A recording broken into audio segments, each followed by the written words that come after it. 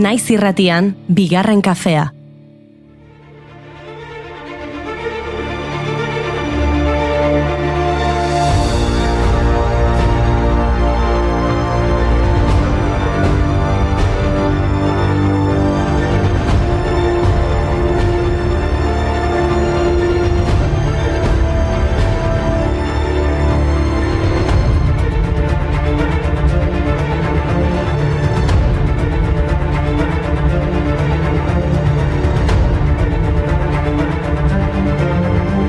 Egunon guztioi, mikrofonak piztuta eta kafe makina martxan. Gainera kafea erosi dugu, azken egunetan kafe gabe ibili garelako. Zuen goiza goxatzeko prest etorri gara. Ostirala da eta egutegiaren arabera 19 egun falta dira urtea amaitzeko. Ez dakit hori modu egokiena den entzuleen goiza goxatzeko inigo. Batzuk agian urtea amaitzeko desiatzen egongo dira, baina beste askori ziur naiz denboraren abiadurak beldurra edo ezin egona eragiten diela. Tira, izan bata edo bestea, urtea amaitzear da. Eta horrekin hasi dira 2025 urteko memoriariketak. Zein izan diren albiste nabarmenenak, zenbat ospetsu joan zaizkigun, edo zein den Googleen gehien bilatu dugun hitza esaterako.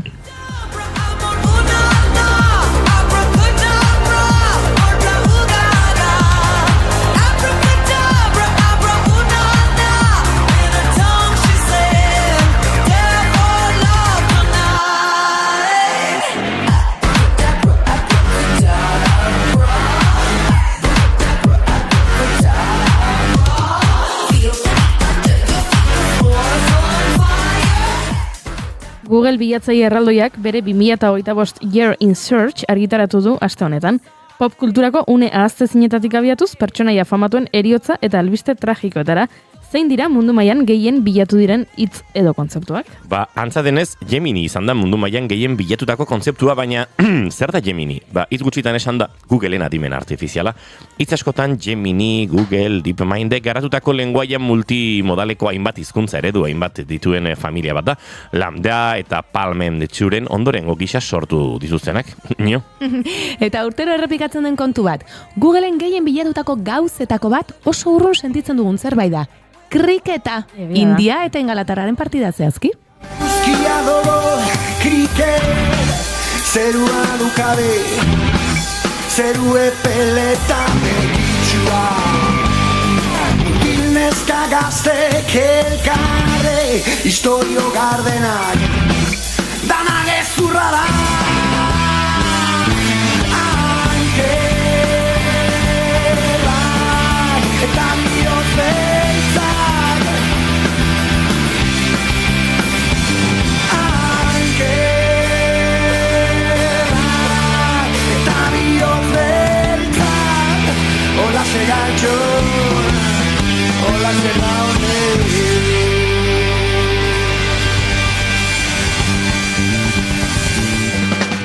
Baina hirugarren kontzeptu bilatuenak ez gaitu harritu. Charlie Kirk irailean tiro jo zioten Utahko Unibertsitateko kampusean hitzaldi bat ematen ari zela. Erietxera eraman zuten hasieran, baina berehala jakinarazi zuten hila zela. Amerikako Estatu Batuetako presidente Donald Trumpen gertuko aliatua eta USA Turning Point mugimendu kontserbadorearen sortzailea zen Kirk. Erasoaren hurrengo egunean, Tyler James Robinson, 22 urteko gazteak, bere burua entregatu zuen poliziaetxean. Polemikoa zen Kirk. Berak, esana zuen, suzko armek eragindako eriotzak, nolabait, horrela ordaintza merezi zuten prezio bat zirela, ez? Berak, horri onartzen zuela armak eramateko eskubidea bermatzen bazuten behintzat. Begira zer gertatu zaion. Halaber, migrazioaren, feminismoaren eta kampusetako anistasuraren aurkako jarrerak ere azaldu zituen. Don't catch you slipping now. Don't catch you slipping now. Look what I'm whipping now. This is America. Don't catch you slipping now. Don't catch you slipping now. Look what I'm whipping now. This is America. Don't catch you slipping now. Look how I'm living now. Police be tripping now. Yeah, this is America. Guns in my area. I got the strap. Baina Charlie Kirk ez gain, urte honetan hildako beste 4 pertsona ere agertzen dira Googleen zerrendan. Batetik, Diane Keaton aktorea, abeslari, zinema zuzendari eta ekoizle estatu batuarra.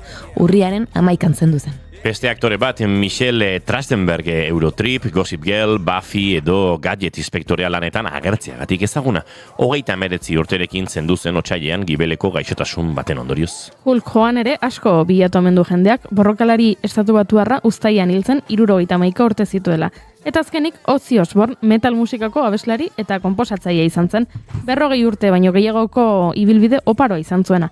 Black Sabbath taldearekin hasi zuen bide hori eta ondoren bakarlari gisa jarraitu zuen. The light in the window is a crack in the sky. I stare into darkness in the blink of an eye. I let your tears to learn you'll never be coming back. The man in the dark will bring another attack.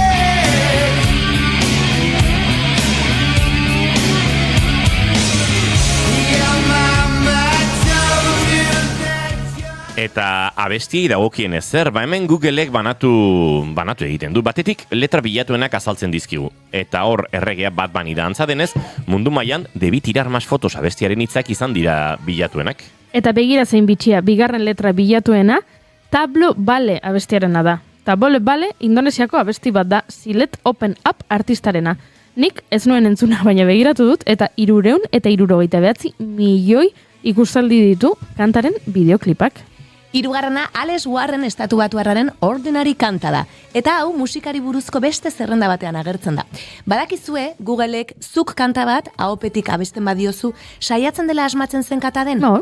Ba hori ere neurtu dute. Eta horretan gehien bilatutakoa Golden izan da. Cape Popeko abestia. Too wild, but now that's how I'm getting paid. Could that see on stage? I'm done hiding now. I'm shining like I'm gonna be. We dreaming. Hain justu horren inguruaz hitz egingo dugu gero Aiora Mujikarekin, baina oraindik urtearen errepasoa egiten jarraituko dugu. Lekuei dagokienez, 3 datu oso interesgarri eskaini dizkigu Googleek. Liburutegi bilatuena, lorategi botaniko bilatuena eta tren estazio bilatuena. Ba, ze ederra, honakoak dira emaitzak gainera. Liburutegi bilatuena Porton dago eta Libraria Lello izena du. Art Nouveau estiloan eraikila dago eta Portugalgo liburu denda zaharrenetakoa da. Ederra da benetan. Trenari dagokionez, urrutiago joan behar dugu, Japoniara. Kiotoko estazioa da bilatuena. Eta lorategi bilatuena aldiz, Indian dago, La Bag izena du. Eta lorategi gorria esan nahi du. Harri txiki batzuk biltzen ditu nire esku aurrak, poltsiko txikienean ere kabitzen diren horietakoak.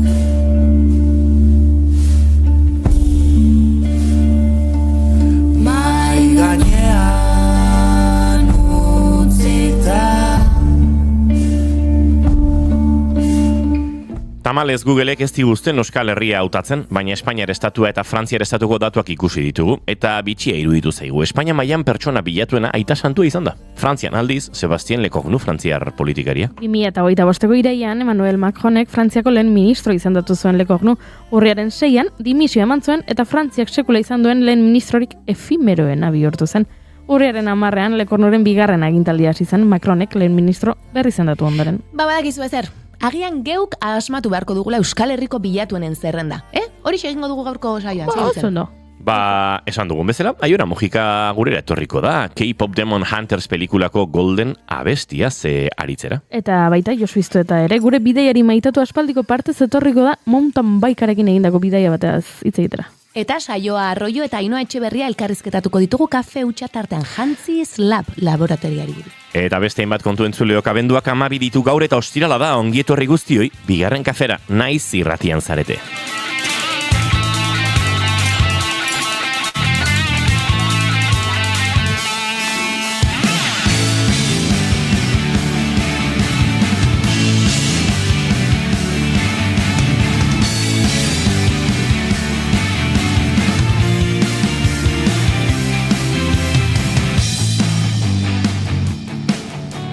Zuekin entzuleoko Jana Maritorenaken be, egunon. Egunon!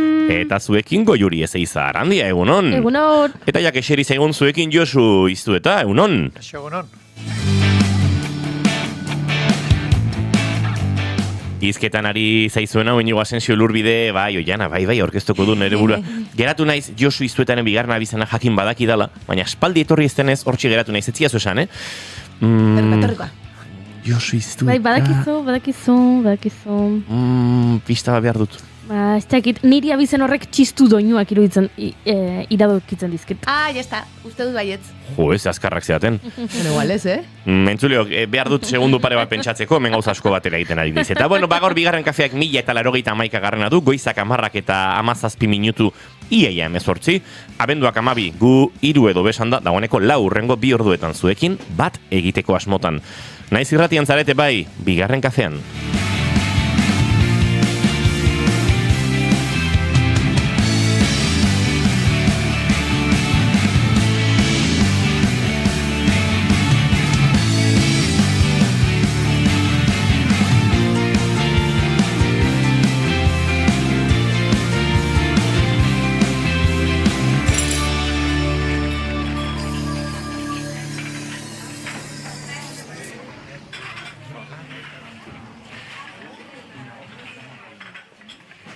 Entzuliok nik hemen jarraitzen dute buruari ematen, gure txatean norbait laguntzen saiatu da, baina uste dut alperrik. Gorka jarri du altzelai, eta altzelai ez da Josu Iztuetaren bigarren abizena. Baina lehenizkia hori da. Hori da. Ai, Lehenizkia hori da. Ez da posible. Asko izango da. Bigarren izkia. Zeta, Hori da, asko, Josu Iztuetak atik zetarainoko kontuak ekartzen dizkigu. Bai, norkapetik tolosaraino, atik zetara, horixe. Bueno, ba orain bai, asmatu dut, kostata. Dago, Goiuriren pista ona zen, baina, zegin odio, ez dute bere momentuan behar bezala harrapatu.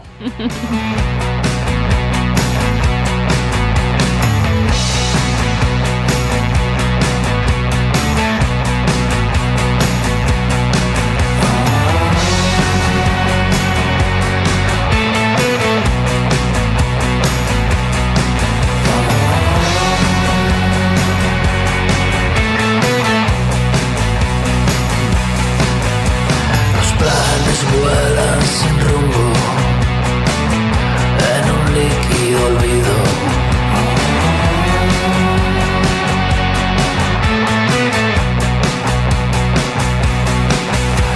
Las tuercas de los latidos como un sordo oleaje. Ba, proiektu berria dator gure zenara nolabaite esateko eta atzo jaso genuen honen berri lose. Ez dakit horrela oskatu behar den, ze oakola badu gurutzatuta makiltxoa. Baina tira, Donostian jaio den rock alternatibo eta giro post-punkeko taldea da. Eta bertan, topa ditzakegu Diego Basaio bezalako abeslaria, Duncan Dun ezagun egintzena, kabaret pop eta bestelako proiektuetan. Fer García de Young Waiteko abeslari zena eta bera gitarrista bezala ere ariko da. Uriol Flores, besteak beste idoiarekin, ez dakit, izarorekin, eta beste hainbat artistekin aritutakoa. Xabier Arratibel ere, Bananas taldeko kide dena, baterian, eta Germán San Martín, Loquillo edo Kiko González bezalako artistekin teklatuetan aritu dena, lehen singela aurreratu dute. Hementxe, hay un hueco en algún sitio, eta badirudi, neguan zehar, euren lehen lan luze hori entzuteko aukera izango dugula.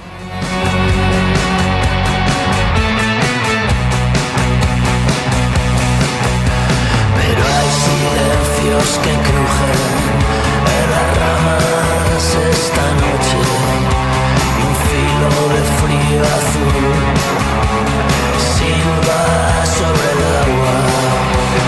Sube conmigo y vámonos ya, el día empieza.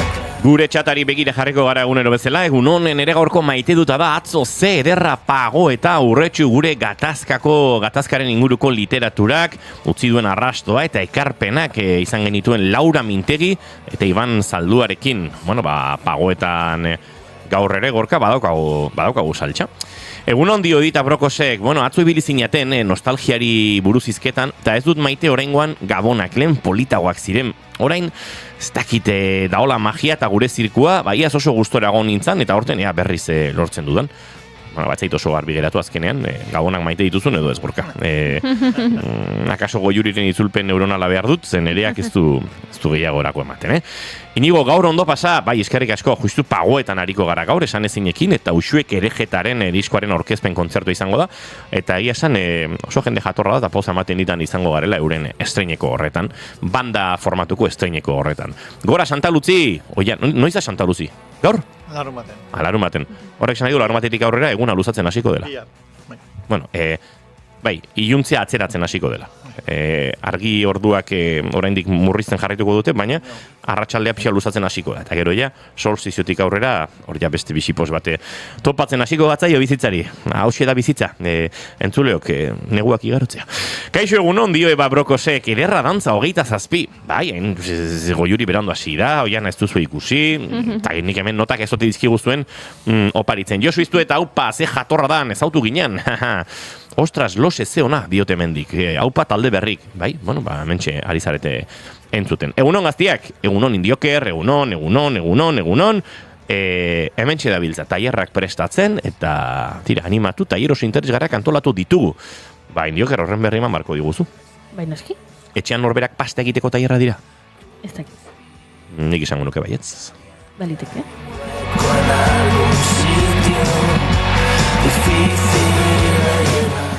Ba, entzuleok, gure maite dutei begira jarri beharko dugu urrengo minutuetan, eta maite dutetan lehenengoa, Oiana Maritorena genberi eskatu beharko diot. Bueno, ze Oiana, ez altzaizu gustatzen nire izatea. Maite dut ez izango da noizbait, maite dutak bilatu behar izatea, Horre balio du?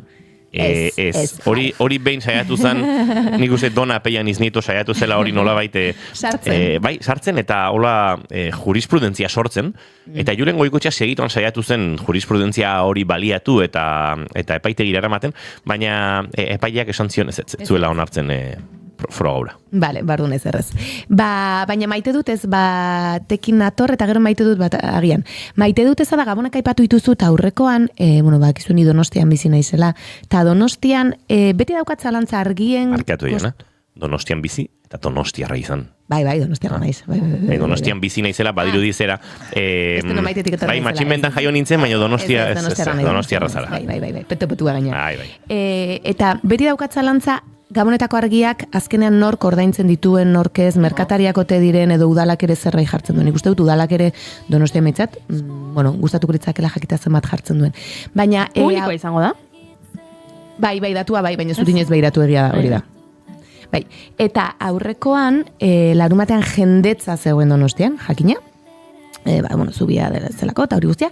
Eta konturatu nintzen, postu edo zerbait saltzen den postuak dauden guneak argiz josita daude. Udaletxetik kontxarako bidean, noriaren inguru horretan postuak zeuden eta noria bera, orduan zuaitz bakoitzak argiak zeuzkan. Hori bai, noria pasa eta ez dago argirik.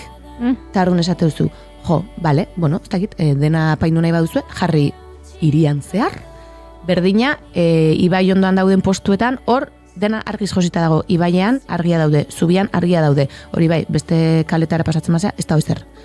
Orduan, kontsumismoarena argi ikusi nun, ez? Pixka postua dauden lekuan jarriko ditugu argiak hor egon zaitezten denak, eta gero lasai ibili beti bezala. Besterik gabe sentitu nun gaina jendetza zeon eta pixkat, deserosoa irutu zitzaidan, eta etxezki gustatzen ez, azkenan hortara bultzatzen gaituzten ekintzak. Baina maite dut bat, eta segurazki privilegiotik ere esango dudan maite dut bada, ze uste dut privilegio bat dela Donostian bizi alizatea, gaur egun, gros bezalako auzo batean, baina aurrekoan Saguesen nengoen itsasoari begira, iluna barrean, eta alabatxoari bularra ematen, eta pentsatu nun, maite dut momentu hau, eta oso politia irutu zitzaidan. Alde hori ere badu, Donostiak, eta probestu dezakegunok zorte duna garela esango nuke, eta baina politia irutu zitzaidan momentua, eta maite duten zerrenda ez dute egiten, baina hor pentsatu nun, hau maite dut bada.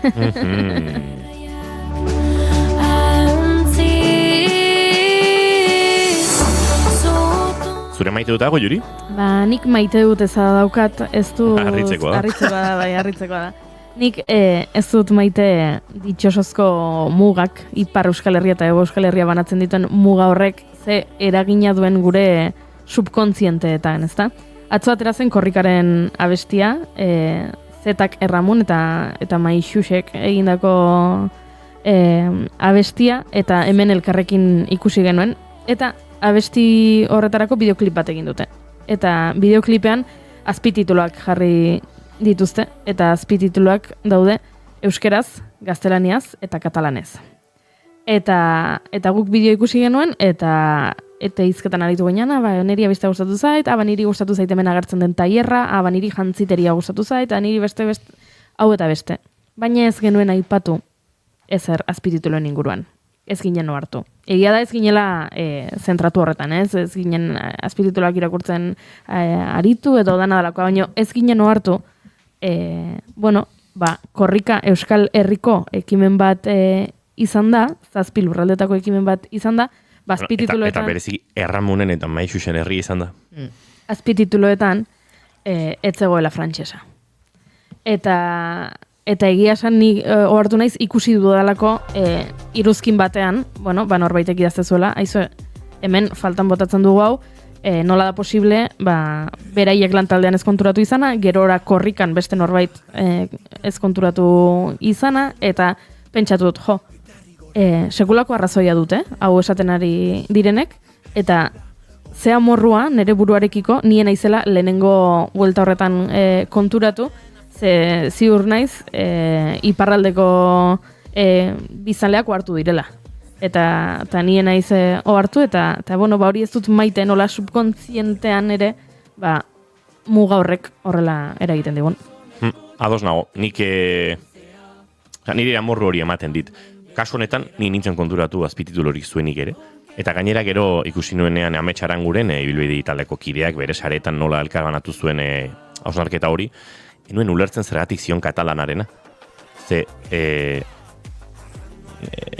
nintzen konturatu katalana ere hor zegoenik, eta orduan bideora itzuli nintzenean, badago bertsio bat gainera ibili dena hor sareetan Instagramen katalana ez duena, eta beste bat dago YouTubeen dagoena katalana baduena. Beraz, nahiko kudeaketa arraroa. Nik esango nuke, eta hemen, ibilbide taldeko Ibai Osinagak egindako beste iruzkin bat baliatuko dut. Kantu hau, agian Zetakena dela gehiago Korrikarena baino gehiago. Pixkat, sentsazio hori ematen duela. Eta, netzat oso kantu polita da, oso egokia, imaginarioarekin jokatzen duena, Kepa Junkerari omenaldi zeharkako bat egiten diona, oso bideona duena, dena ondo, baina puntu hori nik ere hartu diot, pixkat, ez ote den Zetakena gehiago Korrikarena baino, eta kaso hor ere Korrikak azpititulazioaren jolas honetan ez ote duen dena Zetak makinariaren esku utzi. Zentzu gehi hartuko nioke horrela. Horri ez diota inbesteko garrantzia ematen ez, Korrikako abestiak askotan izan dira oso sortzaiarenak, ez? Korrikako abestiak, ez tegit, zer esan Tapia eta Leturiarena oso beraiena da, edo Oskorrirena oso oskorri da, edo ez tegit oso taldearen estilokoak izaten dira, ez? Neri iruditzen zait, ez? Nebeltzarena oso Xabi Solano zen baita abestia. Orduan, zait horri ez diot hainbesteko garrantzia ematen, baina... Niz hainbeste estiloari buruz, ez? Kantuaren jabetzari buruz. Nortasunari buruz. Nola kudeatu den kantuaren edapena, hortikari naiz gehiago. Bai, estilistikoki noski... Edapena ere ulertzen dut, jarraitzaile gehiago izango ditu peiok aekak baino. Seguru. Ez? Pentsatzen dut? Bai. Ados, baina orduan arrazoia ematen ari zara. Osea, gertatzen ari da. Ez, pentsatzen ari naiz, altuan pentsatzen ari naiz. Bai. Bidane baskaran Maitasun eskutiz baten bide luzea, Siberutik mende baldera. Baina kantu ederra da entzuleok, eta, akaso norbaitek pentsa lezake. Nik ere pentsatu nuen momentu batean berriro Erramun eta berriro Maixus hemen, baina era berean ederra ere egiten zait, beraz, ze egingo dugu. Korrikaren kantua da, gure kantua da, eta kantu hau gozatu egin behar dugu, Siberutikan mendebaldera, ederra delako Zetakek, peio reparazek sortu duten hau, eta hausnarketak, nabardurak eta bestelakoak eginda, gora zuek eta gora kantu puxika. Batean baino, Euskara gara. Ilargirik gabe, marea gora, nola bestela, nola bestela. Maitasun eskutiz baten bide luzea, Siberutikan mendebaldera. Bide luzea egin duena Siberutikan mendebaldera, ez? Norkapetik hegoaldera Josu Iztueta da. Josu Iztueta, egunon, bazenuen garaia, zure azken bidaia gurean kontatzeko. Bai, bapatean ni ere maite hortan pentsatzen nintzen da, bain zuzenean bidaieko galderen diaze. Ez gizona, ze maite duzu, Josu. Bale. Bai, bueno, hora ipatu dituzen batzuk ere, bai, ez ditut maite, Gabonetako gauza oso ostentosoak eta baina maite ditut Gabon ingurutan eta udazkenean herri txikitan egiten diren aste kulturalak, hitzaldi txikiak, gaur bertan noa Uztegira, Naparrora eta Mailoa Pera, eta gustatzen zaite herri txikietan hainbeste argirik gabe nola egite dituzten gauzak, ez, ilusio handienarekin eta medio gutxikin. Josu Iztuetaren maite duta ere gure egingo dugu, eta goizeko 10 eta 33 minutu ditugun honetan, bidaiatzen hasiko gara. Norkapetik Tolosara, eta eskibatu du gure lehenengo zartakoa, baina berriro esango diot, bazenuen garaia gurera etortzeko. Bai. Erro guztia ez da Josuren izango, hori ere aitortu behar dugu, guk ere gonbiteak sendo gota bardizkiogula, baina askotan konfiantza dagoen tokian hor hiltzen gara. Josu etorriko aiz, gehatu behar digu beste ontarako eta azkenean bat eta beste hortxe geratzen zaizkigu, baina tira, hasiko gara Josu Iztuetaren azken bidaiarekin, ez da, hortik aurrera etxe giroan ibilizara gehiago, Josu. Eskapadatxoren bat akaso egin duzu, baina... Bai, txikiak, baina hori izan da aurtengo bidai luzea, iaz Pirinotako zeharkalde egin nuen, eta aurten pentsatu nuen beste zozera egin nahi nuela, uda garaia ona da, eguraldiatetik, batez ere aire librean egiteko bidai luze bati, hasiera emateko. Eta askotan ibilitako Eskandinaviara, oso gustoko udan Laponian hasi, eta oso gustuko dudan etxera bueltatu. Hori izan da bidai horren nondik norakoa. Hori baino gehiago, baino ipar lur muturrean hasi, hori Norvegiako goi kaldean dago, 71 latitudean, eta gure latitude pelera etorri, 5.500 kilometro inguru eginda. Eta lehenko jurek esan du, mountain bikean esan du, eta... Bai, nire konturatu naiz, Josuren bizileta, bueno... Mountain bike... Inigok esan dit mountain bike, Nik esan dizut? Bai, nire inigok esan dit mountain bike. Benetan? Bai, bide-biden geundela. Esan diazu mountain bike... Nik bizileta esan nahi nuen, baina bai. Bueno, mountain bike hibrido xamar bate eraman du Josuk. Lagun batek elektrifikatu ina duen. Biziketa bate daukan hona da, gaudala... mountain bike, bia segun untzabilen baso bike, urrena hiri bike, urrena herri bike, espaloi bike, eozein lekutarako balio duen bizikleta. Gure bizi modua bezala zertan ez espezializatu eta denetan saltxatu. Alaretzazuela, pentsa... Hoi gustatu zait. Bai. Identifikatu zea, ez? Polibaliente kuadria delkartu gara hemen, eta... Aizue, ez zazuela inork pentsatu, zera, Josu joan denik... orain hain modan dauden gravelgo bizileta berri elektrifikatu batekin edo nahiko bornipuska emanuan, Josu. Bai, nik uste eman behar dela biziketa seguru bat, ez?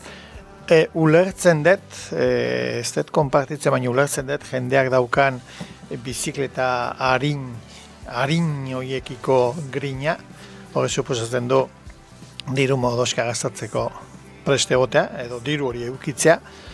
100 gramon gora bera, kilo baten gora bera ez goazinora, bizikleta bidai batean autonomi izan nahi badezu. Lagun batek elektrifikatu zian, bizikleta xar bat, duela 10 urte 300 eurotan biagen eskuko erositako bizikleta bat, beak 200 eurotan erositako kita montatu zion elektrikoa, eta beak nahi zuen nik bizikleta hori eramatea, probatzeko, nola moldatzen nintzen jakiteko, horri esker, bizikleta elektrifikatutakoak, 18 kilotardi pixatze zituen, horri gehitu dizkiote, 20 kilo ekipaje, era oso autonomoan ibiltzeko, eta lehen esate genuen, hori ez jendeak, titaniozko tornillo baten, 5 gramo aurreztu nahi ditu, eta gero garri bueltan igual, 15 kilo dauzka sobran ez.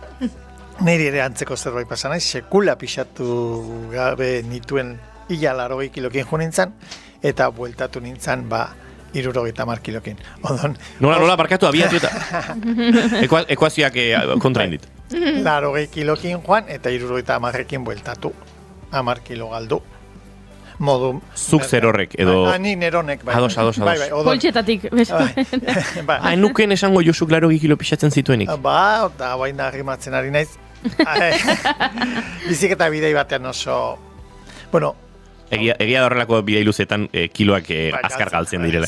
Nik Danubion ere, bai? Nik Danubion 12-13 kilo ere utzi nituen, eta nahiko itxuroso itzuli nintzen, gero pixkanaka berriz ere itxurosoago jarri nintzen. Neoprenoa. Hori da. Ni uste, kiloak galtze. Ez dago 4 urtetarako nutrizio karrera inbeharrik hori bai estatzeko. 3.000 kaloria jan da 2.500 gastatzen baituzu, gizendu. Eta 3.000 jan eta 4.000 gastatu, argaldu. Nola, dana golpetik, gorputza indartuz edo koipea urtuta giarrea sendotu, baliteke, baino, hori da. Gainera, kasu honetan, argaltzeko sistemare merkea da, zen presupuesto gutxi gute batzea, dana ateatzen zeizondo.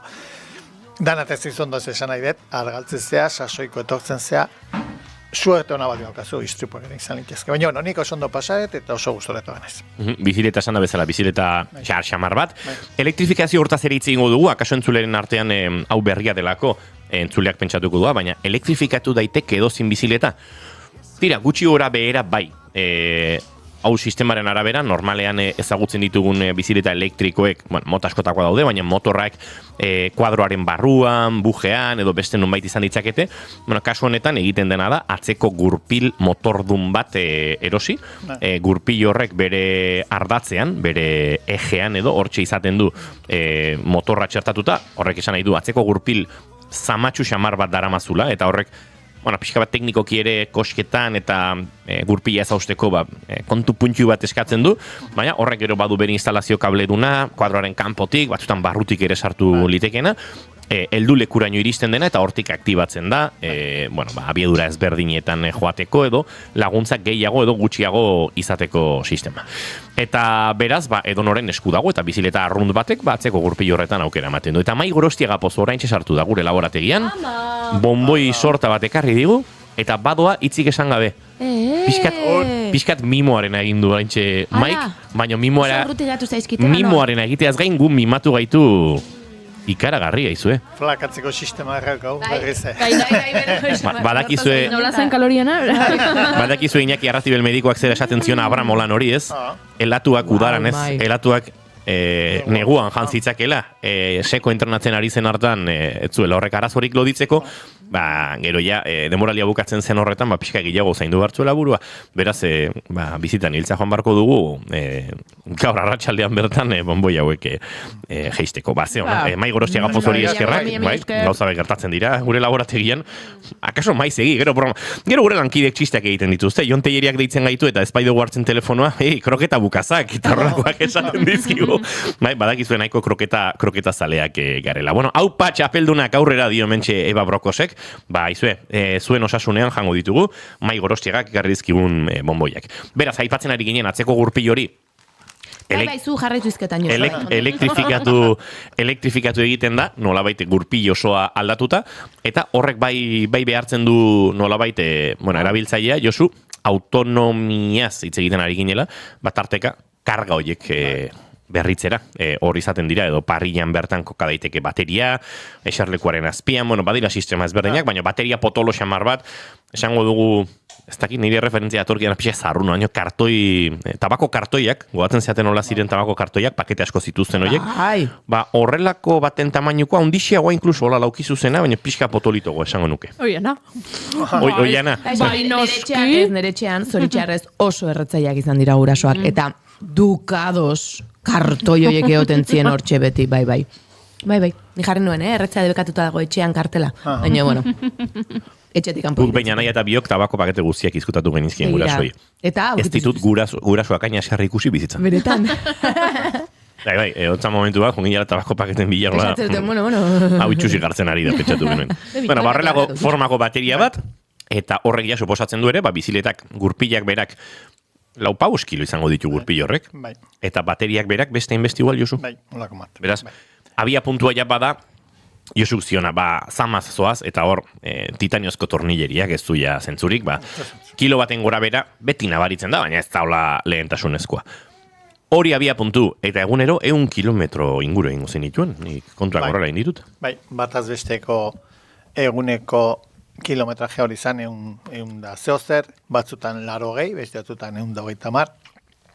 Lehen esan duguna biziketa elektrifikatu batek aukera ematen dit, nik ez nuke sasoirik eukiko, segurasko bizikleta gehi 20 kilo zamakin, aspiro zigotzeko edo ez dakit ze portu igotzeko. Odon, lehen ondo aipatu eken bezala, bizikleta eta gauza guztiak autonome egiten naute, baino bateriera eramateak elektrodependientea egiten nau. Odun ondo neurtu behar da, norberaren sasoia, gogoa, ibilbidea, aizea bai ala ez. Ez da gauza bera, landetan 1 kilometro egitea, aize kontrako aizerik gabe, aldapa oso gutxi daude, egin ditezke, eta karga, inberda, indarra bezalaxe, norberaren gorputz indarra bezalaxe, bateriare dosifikatzea komeni da. Hori da, jendeak ez dela pentsa bizileta elektrifikatzen denean, edota bizileta elektriko bat erosten bada, berri moderno 5.000 euro balio dituen horitako bat, biziletak lan guztia egiten duenik. Hasteko biziletak soilik laguntzen du, baldin eta zuk pedali ekiten badiezu, eta hortik aurrerakoa, lagungarri.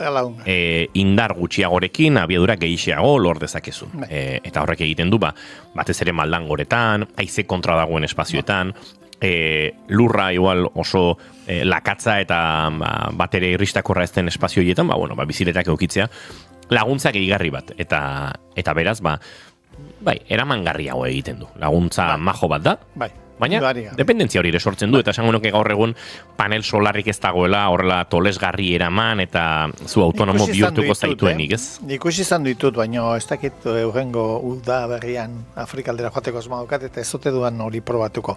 Egia da, beti esaten duguna gauza bada non zabiltzan, ze tresneriakin da bestea da, ze ilusiokin zabiltzan. Ondo kudeatu behar dira, badanak, indarrak, ibilbideak, beldurrak, goseak, bateriak, danak. Ez dago portu ondiri, badaude portu ondiri, portu ondiak, Norvegia kostaldean, baina ni Norvegian ipar lurmuturren hasi nintzen, Finlandiara sartu, Finlandian egin itun 500 kilometro, eta gero Suedian beste 2000, gero Norvegiara pasan nintzen, da gero Danimarkara tandik etxera.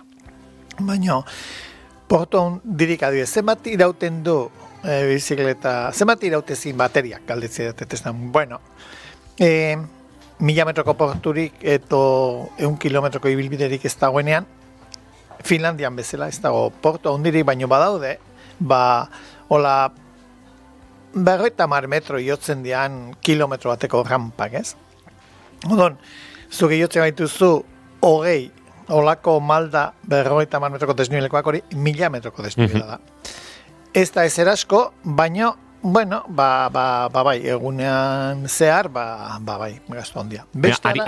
Aritmetikan 1000 dira. 1000 dira, Eta 1000 horiek trasladatuta batioetara eta konsumoetara eta bateriaren batioetara ere, aritmetikoak dira. 1000 metro igo dituzu, gravitatearen indarraren aurka. Eta bestea da, niri erresago egite zait hemendikan guardatxera igotzea, dana segidan eta kitxo, baina, bakoitzak egin behar du, dagoen baldintzetara egokitu, eta aldapa baino gauza okerragoa izan itekena, niretzatala izan zen, Frantzian sartu nintzen Belgikatik, Charleville-Mézières izeneko herri batetik, Tolosakin nahi adiskidetuta edo ez dakit senidetuta edo dagoen herriatetik, eta landetara 800 kilometro daude zeharka, diagonalean esango nuke, eta izan nuen 10 egunez kontrako haizea, 40-50 kilometrokoa. Eta hori bai, dela zelaian zoaz, denbora guztian aldapa gora joango zina, etorreko zina bezala, eta hori bat dela desesperantea, zen tentazioa daukazu, zu gutxixo eman, da bateria gehiago gastatzekoa, baino, bueno, errex joera baldima daukazu, gero miseria, datorkizu, miseria o penuria igual. Eta horrelako bidai luzeetan, indarrak dagoeneko beti daude, bueno, baju xamar, baten rekuperazio gaitasuna, ez elikadura aldetik, ez deskantxo aldetik, ez dira erabat onak izaten. No. Haize hori, 40-50 kilometroz dugu, haize asko da. Behin gertatu zitzaidan niri aurreko udan, Tajo ibaia jeistenan, ez dakit, 14-15 kilometroko urazal bat zegoen, pantano moduko bat, eta haizea kontraan olatu egin, eta oatzen naiz lagun batzuekin izketan, nire lagun Igor eta Jonekin, eta buah, hemen nabil, dena eman, eta 3 kilometro orduko abiaduran aurrera egiten. Toro, nire lagun Igorrek jarri zuen, Googleen, ChatGPTen jarri zuen, zenbat da 40 kilometro orduko haizea. Jartze zuen, bueno, haize lehun eramangarria zela. Bai, 40 kilometro orduko haizearekin kaletik ez da inorilko. Baina horren aurka aritu behar duzunean, haize ikaragarria da, eta asko da. Eta hor, gainera, izaten da pixkat Murphyren legea. Zuk landetara bidean bali mazua 800 kilometro, zure norantza mendebalde, ego mendebalde izango da, diagonal horretan, haizea ego mendebaldetik etorriko da urrengo 8 egunetan. Bai. Handerizaiek beti izaten du. Biziketaz beti haizea kontrakazula. Egia da, haizerik ez dagoenean ere, zure abiadurak sortzen du nolabiteko aurkako haizearen eragina. Eta gero, haizearena, bueno, nik hasieran ez duen ondo eraman, baina gero, bai, mentalizatu behar nuen, gainera, Frantzian lurralde zautzen nuen, paperezko periodikoak erosi edo begiratzen dituen mapa ikusten ditu oso ondo. Eta gero, mentalidade aldatu egiten, da karretera asko biziketa batekin bat Euskal Herrian asko ateratzen dira, zeakin, Strabakin, ez dakizea eta zen media egitea bataz bestekoa eta ala, bai, aerodinamika garrantzia handia dauka. Aerodinamikan 20 kilometro orduko da abiadura bat, dauka aurkako lau igual koefiziente bat, 30 da 9 eta 40 da 6, osea ez da, esponentziala dala haizearen kontrako resistentzia, ez? Claro, zemat eta azkarrago resistentzia gehiago, horregatik dauka pelotoian otropelean juteak zentzua. Abantaia, bai. Bakarrizua zenean, eta bulto askokin, zen ere biziketa, esan eta astuna dala, eta beste etzan aerodinamikoa, hori garbi dago. Daukana da, aurrez haizea jotzen dunean, hor zabiltzala, erabateko aldapa batean gora bezalaxe, badaude, kuadro batzuk, esate duten alako, eta kilometroko haizea, 103 aldapa bezala da. 40 kilometroko haizea, 104 bezala, adibidez, zu badakizu zure biziketa ez dela aerodinamikoa. Hori, haizeak aurrez jotzen duenean. Baina haizeak saietxetin jotzen duenean, olako bizikleta bat, atzean alforjak, aurrean alforjak, bela bezalakoa da, hori da piragoa gainean, trasteak damazkizunean bezala. Aurkako haizea, izan liteke, etxigarria, baina, zure perfila haizearen kontrasatu badezu, aerodinamika gutxikin, baina saietxetik jotze zaituenean, uretan deriba dator, eta bizikletaz berriz, denbora guztian, erdi okertuta zoaz, konpensatzeko. Gerriari eman eta eman. Badagor, nolait, keinua okertzeko joera, eta horrek ordu askotan nekatu eta min hartzeko bideak izaten dira. Horrela, baldintzak aldatzen hasten direnean, eta zu baldintza horiek pixkat konpensatu nahiean, hor sortzen dira arriskuak gorputzean min hartzeko. Eta gero entzulea ere bizikletaz noizpetibilitakoa baldima da. Zu baldimazaz bidego horri txiki batean, han, igual, leku batean babesa dakazu, baso badagoelako, beste batean, igual, horma badago, urgena sasi bat, urgena ez dakizer. Baina errepide estuetan, kontu zibili bat dezu, adibidez, kamioi batekin gurutzatzen zarenean, saietxeko haizea baldima dago, zuzoaz eta eskuinetik haizea jotzen badu, haizearek berdin jotzen du zu hemen, aurrea xot, edo kamioakin gurutzatu zenean, edo kamioia pasadanean. Baina haizea baldimator ezkerretik, ezagun 3 kilometroko haizeak, batean jotzen, batean ez, jotzen zaitu segitzaizu, eta kamioia gurutzatzen dezunean, Haize hori desagertu egiten da. Eta gero berriro handika bitxekete, berriro emate izu beste kolpe batez. Don oso ernegon behar da, bakarrik ibilita gehiago, eta ni gero baneraman bizikletako aurrek aldean, trasteakan amazkin, bizikleta, nik askotan gustatzen zait hori esatea, bizikleta hitza asko gustatzen zaidala, bizi izkia dauzkalako, eta aldiz txirrindula ez zaitela ia gustatzen zen txirrindula da, txirrina daraman bizikleta igual, baina ez daramate danak, nik bai. Batez ere, aurrekoari abisatzeko, oinezkoari, norbait agurtzeko, eta aurrean eramatzen, mapa, txirrina, bizikletaren kontakilometroa, bateriaren zeak, traste mordoxkan eraman. Baina eskulekoen manilagaren ezkerraldean eraman ispilutxo bat, retrovisore bat. Hori oso importante iruditzen zait, seguridade aldetik ere bai. Nik aurretik norbait zetorrela ikusten nuenean, aurrena behiratzen nuenean, atzetik norbait datorren.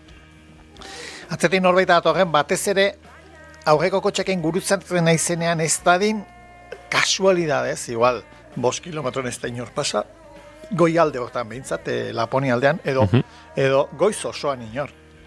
Halako batean gertazitzeken kami bat etortzea, eta zuk behiratu retrovisore, jode, atzeti badator. Osea, justu aurreratzea tokatuko zaio, eta gero duntzatzen da, atzeti datorrenaren pazientzia, aurreti datorrenaren, esango, kaba indio ziklista hau, edo norberak zer egiten duen. Eta uste, horrek eman didala seguridade handia, bai.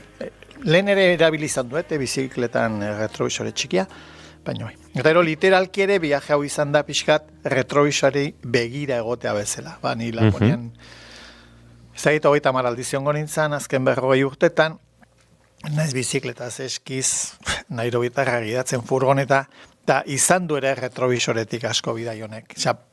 Begiratzen nuen atzera, gogoratzen nintzen lagunekin, alako lekutan Pablo bainatu zen, alako lekutan Aitorre pintxatu zuen, alako lekutan Josunek ura eskatu zuen, hor akanpatu genuen, hor bainatu ginen. Hortatik asko izan du, eta, bakarrezo zenean, gauza asko pentsatzea, eta gutxi itzein.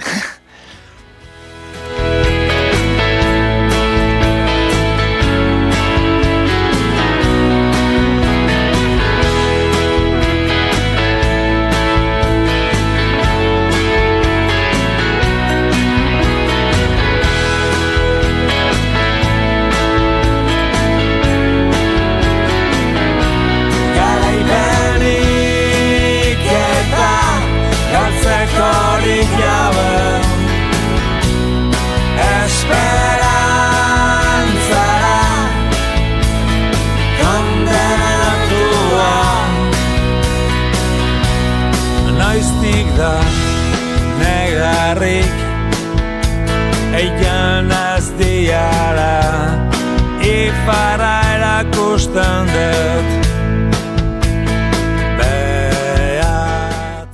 Josu Izuetarekin datorren ostiralean jarraituko dugu. Xehetasunetan murgiltzen, asko aritu gara teknikaren inguruan, asko aritu gara materialaren inguruan, baina uste dut oraintxe retrovisorea piztuta duen horretan, badagoela ere zer kontatua, zer atzera begiratua, 30 bider horietan Laponia inguruan arituta, denak ez, batzuen inguruan aritu izan gara inoiz, eta horiek berreskuratu nahiko genituzke, eta nolabait ibilbide hori ere zehaztu, ze oso azkar esan dugu, batean Josu Nordkapen zegoen goiuri, eta landetan dago. Hor bidean gauza asko gertatu dira, eta jakin nahi dugu, lo nola egin, bateriak nola kargatu, ze jenderekin topatu, beraz datorren ostiralean berriz ere gurean izango dugu Josu. Hora garai. Torriko naiz goiuri nire mountain bikeakin. Aserratu egingo naiz, Iñigok esan dit mountain bike zela. Baina gero esan dugu, mountain hortan sartuko dugula. Dena, baso bike, dena esan dugu. Nahiko bizikleta hibrido anitz eta eremu guztietakoa. Josu Izueta datorren aster arte. Vale, eskaik asko, agur. Arnaz astuka Gustoan engoen antxetada Da ez da sinistan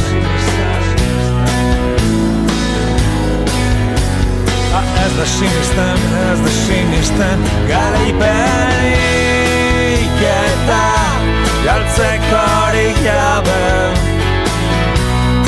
esperantzara kondenatua garaipenik eta galtzekorik gabe esperantzara kondenatua garaipenik eta galtzekorik gabe esperantzara kondenatua noiztik da negarri erikan gaztia esperantzara kondenatua garaipenik. Goizeko 10:40 minutu izango dira segituan, hementxari ginen Gariren esperantzara kondenatua entzuten, eta Josu Izueta ere agurtu dugu, Oiana Maritorenaken bere itzuli da gurera, baina segituan azken ordukoaren bila egingo dugu bidaia. Naiz eta Oianak, agenda prest daukan, eta akaso, horrek aukera emango digu, gaurko proposamenak behintzatzuekin elkar banatzeko, eta gerora boletinaren ostean jarraituko dugu nolabait proposamen gehiago kontatzen.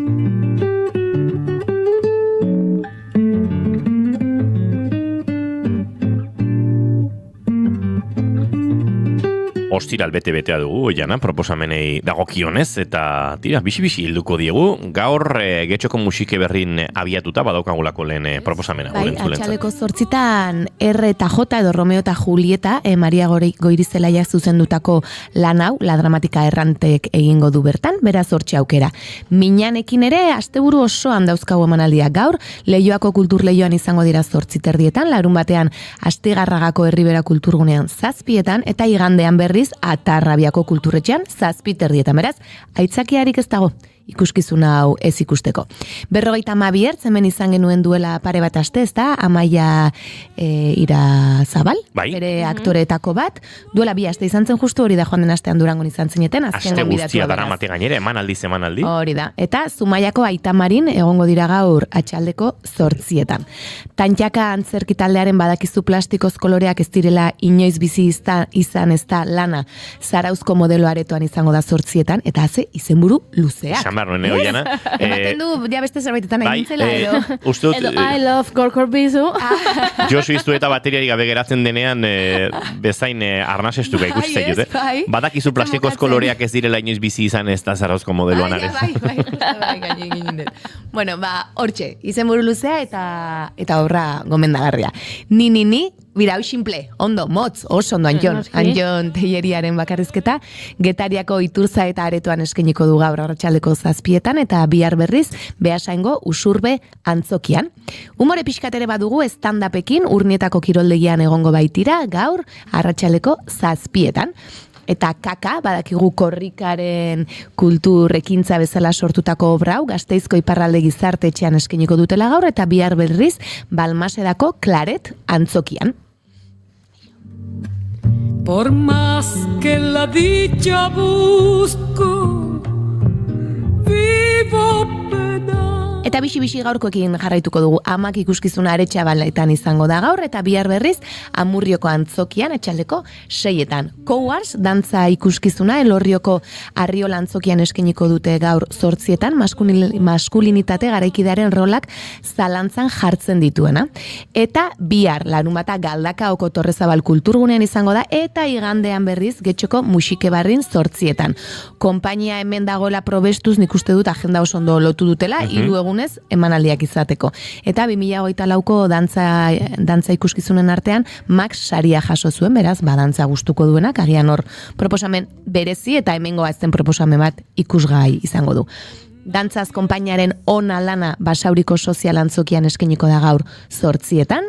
Aukeran dantza konpainiaren Amama pieza Berrizko kulturretxean 5:00. kukairen ezberdin berdinak Gasteizko Europa Biltzar Nagusian 7etan, eta Lidia de Lorenzo dantzari ermuarraren flamenko ikuskizuna, Sentimundua izenekoa, Zumarragako Zelai Arizti aretoan egongo da gaur, ikusgai 8etan, eta amaitzeko gaurko proposamenekin, Diptych, The Missing Door and the Lost Room, Bilboko Arriagan, ostiral eta larun batean, ikusgai 7etan, Pipinton, talde belgaren ikuskizun izugarri hau, antzerki gorputzkera izugarriak dituena, eta horrelako lanak oso gutxitan iristen dira ona, Arriagan agian beste leku batzuetan baino horrexago ikus daitezke, baina aukera duenak ezberdin batekin eta garaikidearekin gozatzeko hurbildu dadila. Entzuleok segituan jarraituko dugu arte zenikoen agendari begira, larun bat eta iganderako proposamenak baditugu eta, baina 11 eta 2 minutu dira, eta bagoaz azken ordukoaren bila Bilboko estudiotara. Itxaso Leon, egunon. Kaixo egunon, kontatu behar dugu Taupa Euskaltzaleen mugimenduak Eusfera ekimena aurkeztu duela Donostiako Santelmo Museoan eginiko agerraldian. Eusfera zehazki 0 eta 12 urte bitarteko aurren unibertsoan eragiteko ekimen nazional berria da, gurasoen parte hartze aktiboan oinarriturik herriz herri lurreratuko dena. Ekimenaren leloak argiki adierazten du horren helburua, unibertso euskaldunago bat gure aurrentzat. Eusferaren bidez eta gurasoekin auzolanean aurrengan eragin nahi dute, geroan aurroiek eremu guztietan euskaraz mintzatzea ahalbidetzeko. Proiektuaren jatorrian hainbat herritatik zein eragilerengandik jasotako arrangura dago. Taupak haiekin guztiekin partekatzen duen kezka izan ere, eskolaz kanpo aurren inguruan erdarak gero eta gehiago entzuten eta erabiltzen dutela sumatzen ari dira, eta tamalez azken ikerketek norabide horretan goazela erakusten dutela deitoratu dute ekimenetik. Egoera horri erantzuna ematera dator ekimen berri hau. 2025-26 ikasturte osoan zehar ari da garatzen, eta bere une gorena 2026ko maiatzaren 7tik 17 izango da. Euskal Herri osoko herrietan aldi berean gauzatuko dute ekimena. Eta Euskal Herritik kanpo ere jarriko dugu begirada, azken datuen arabera, ostegunetik gutxienez 8 gaztatarril dira zerrenda astintzen ari den denboralearen ondorioz euriteekin zeinotzarekin lotuta enklabeko gorputegien zenbaketaren anbulantzien eta ospitaleen taldeen eta defentsa zibileko larrialdi zerbitzuaren arabera. Ostiral honetan zehazki beste 2 aurril dira hotzarekin lotutako arrazoiengatik bertako ospitaleek jakitera eman dutenez, eta 2 adingabei gehitzen zaie ostegunean Gaza hegoaldean hil zuten 8 hilabeteko haurtxo bat. Hipotermiak jota hil zen Jan Yuniseko Nasser ospitalean. Orain arte denboraleak iraunduen bitartean, heriotza gehien eragin duen arrazoia eraikinak behera etortzea izan da. Gazaren aurkako 2 urteko bombardaketen ondoren asko kolapsatzeko arriskuan zeuden. Euriteek zerrenda astindu dute gau osoan zehar, eta ondorioz hormak eta etxebizitzak erori dira, eta gutxienez 4 pertsona hil dira. Hemen utziko dugu informazioaren eguneratzea, 12etan itzuliko gara. Eskerrik asko Itxaso Leon, aurrera egingo dugu guk, eta esan da bezala guardiko 12etan informazio gehiago eskainiko dizuegu hementxe naiz irratian.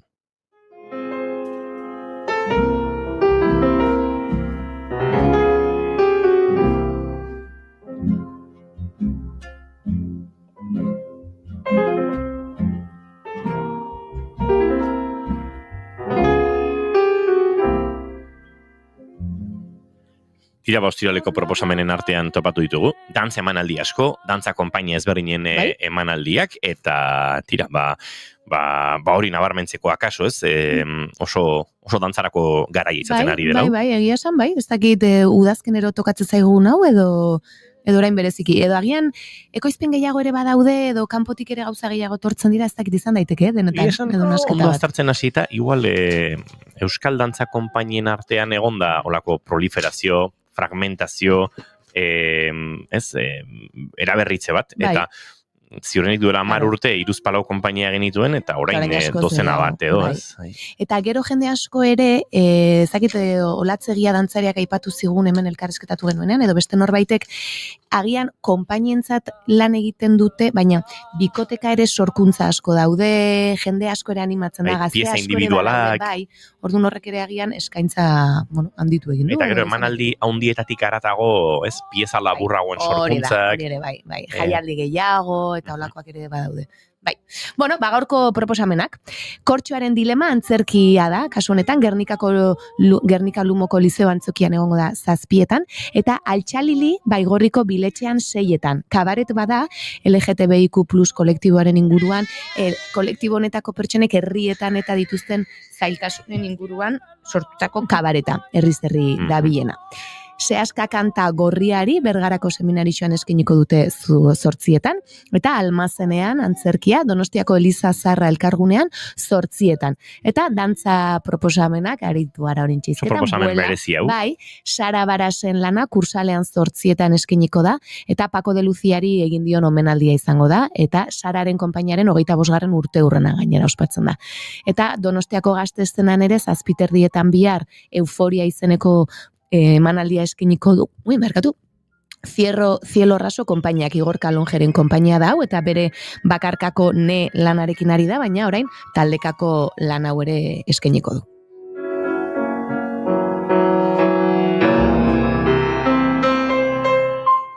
Eta entzuleok, iganderako ere baditugu hainbat proposamen. Lehenengo Oiartzungo landetxe aretoan, Oiana. Hori da, lotura basatiak, arratsaldeko 7etan, ama eta alaben arteko harremana lantzen duen lan hau eskiniko da.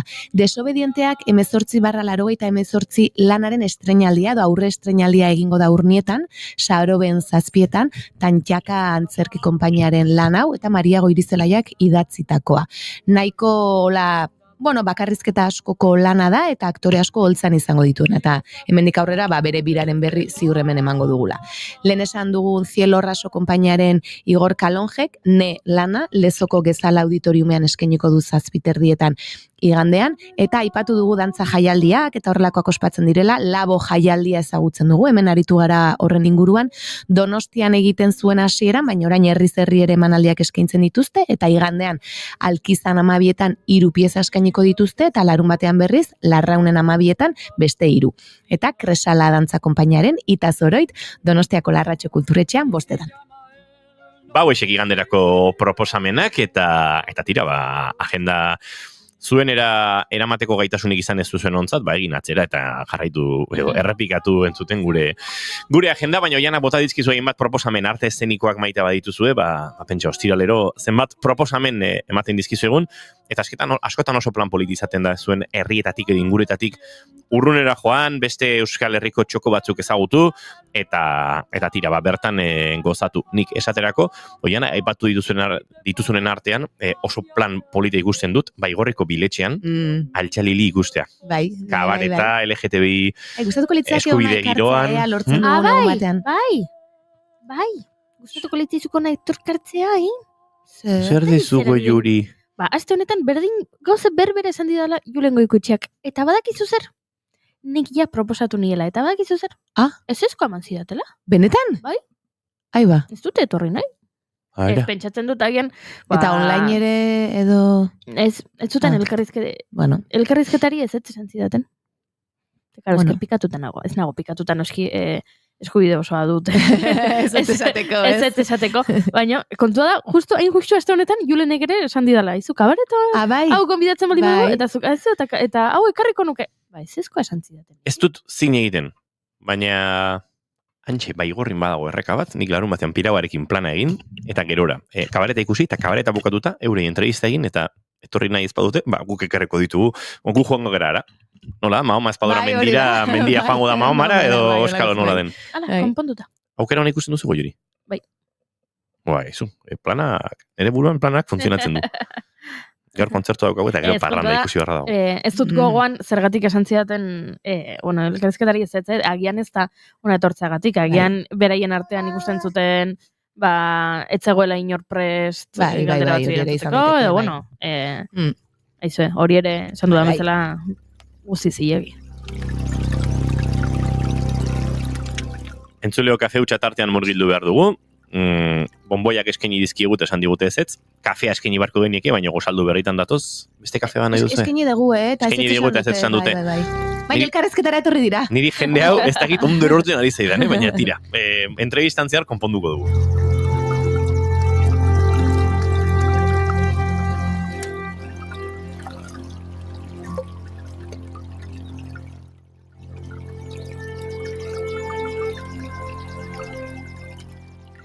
Jantziz Lab kooperatiba.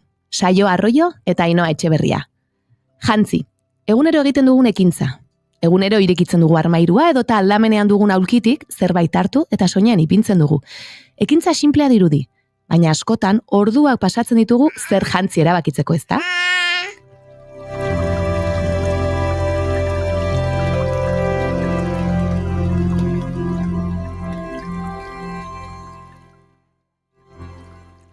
Aldarteak eragiten digu erabakian, eguraldiak, garbigailuan edota arropa zikinaren saskian dagoenak, aurretik dugun egun, gau edota planak.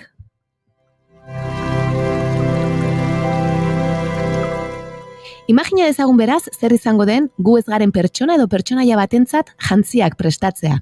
Ikuskizun osoa egun batean gertatzen bada, akaso jantzi bakarra sortzea nahikoa izango da. Egun asko direnean, hainbat beharko ditugu akaso. Mugimendu ezberdinak adierazi nahi baditugu ere asko, pertsonaia bat psikologikoki eta fisikoki eraiki behar du aktore, dantzari edota akrobata batek, eta fisikotasunean bere biziko garrantzia du soinean daramanak.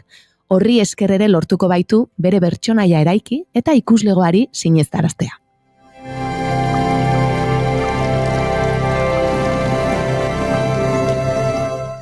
Oial baten dantzak mugimendua sor dezake. Bere zurruntasunak mugimendua moztu, arropa zabal edo estuak pertsonaiaren mugitzeko era alda dezake. Zapata takoidun edo zapatila batek ibiltzeko moduan eragin. Amerikanako botoia itxi edo irikita eramateak, askatasun edo seriotasun gehiago eman diezaguke.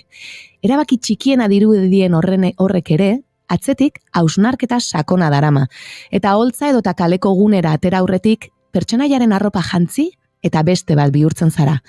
Hori sentiarazteko gaitasuna dute, jantzitegian aritzen direnek, eta horri esker sortzen dira milaka pertsonaia, mugimendu, gorpuzkera. Artea. Hori baita egiten dutena. Artea.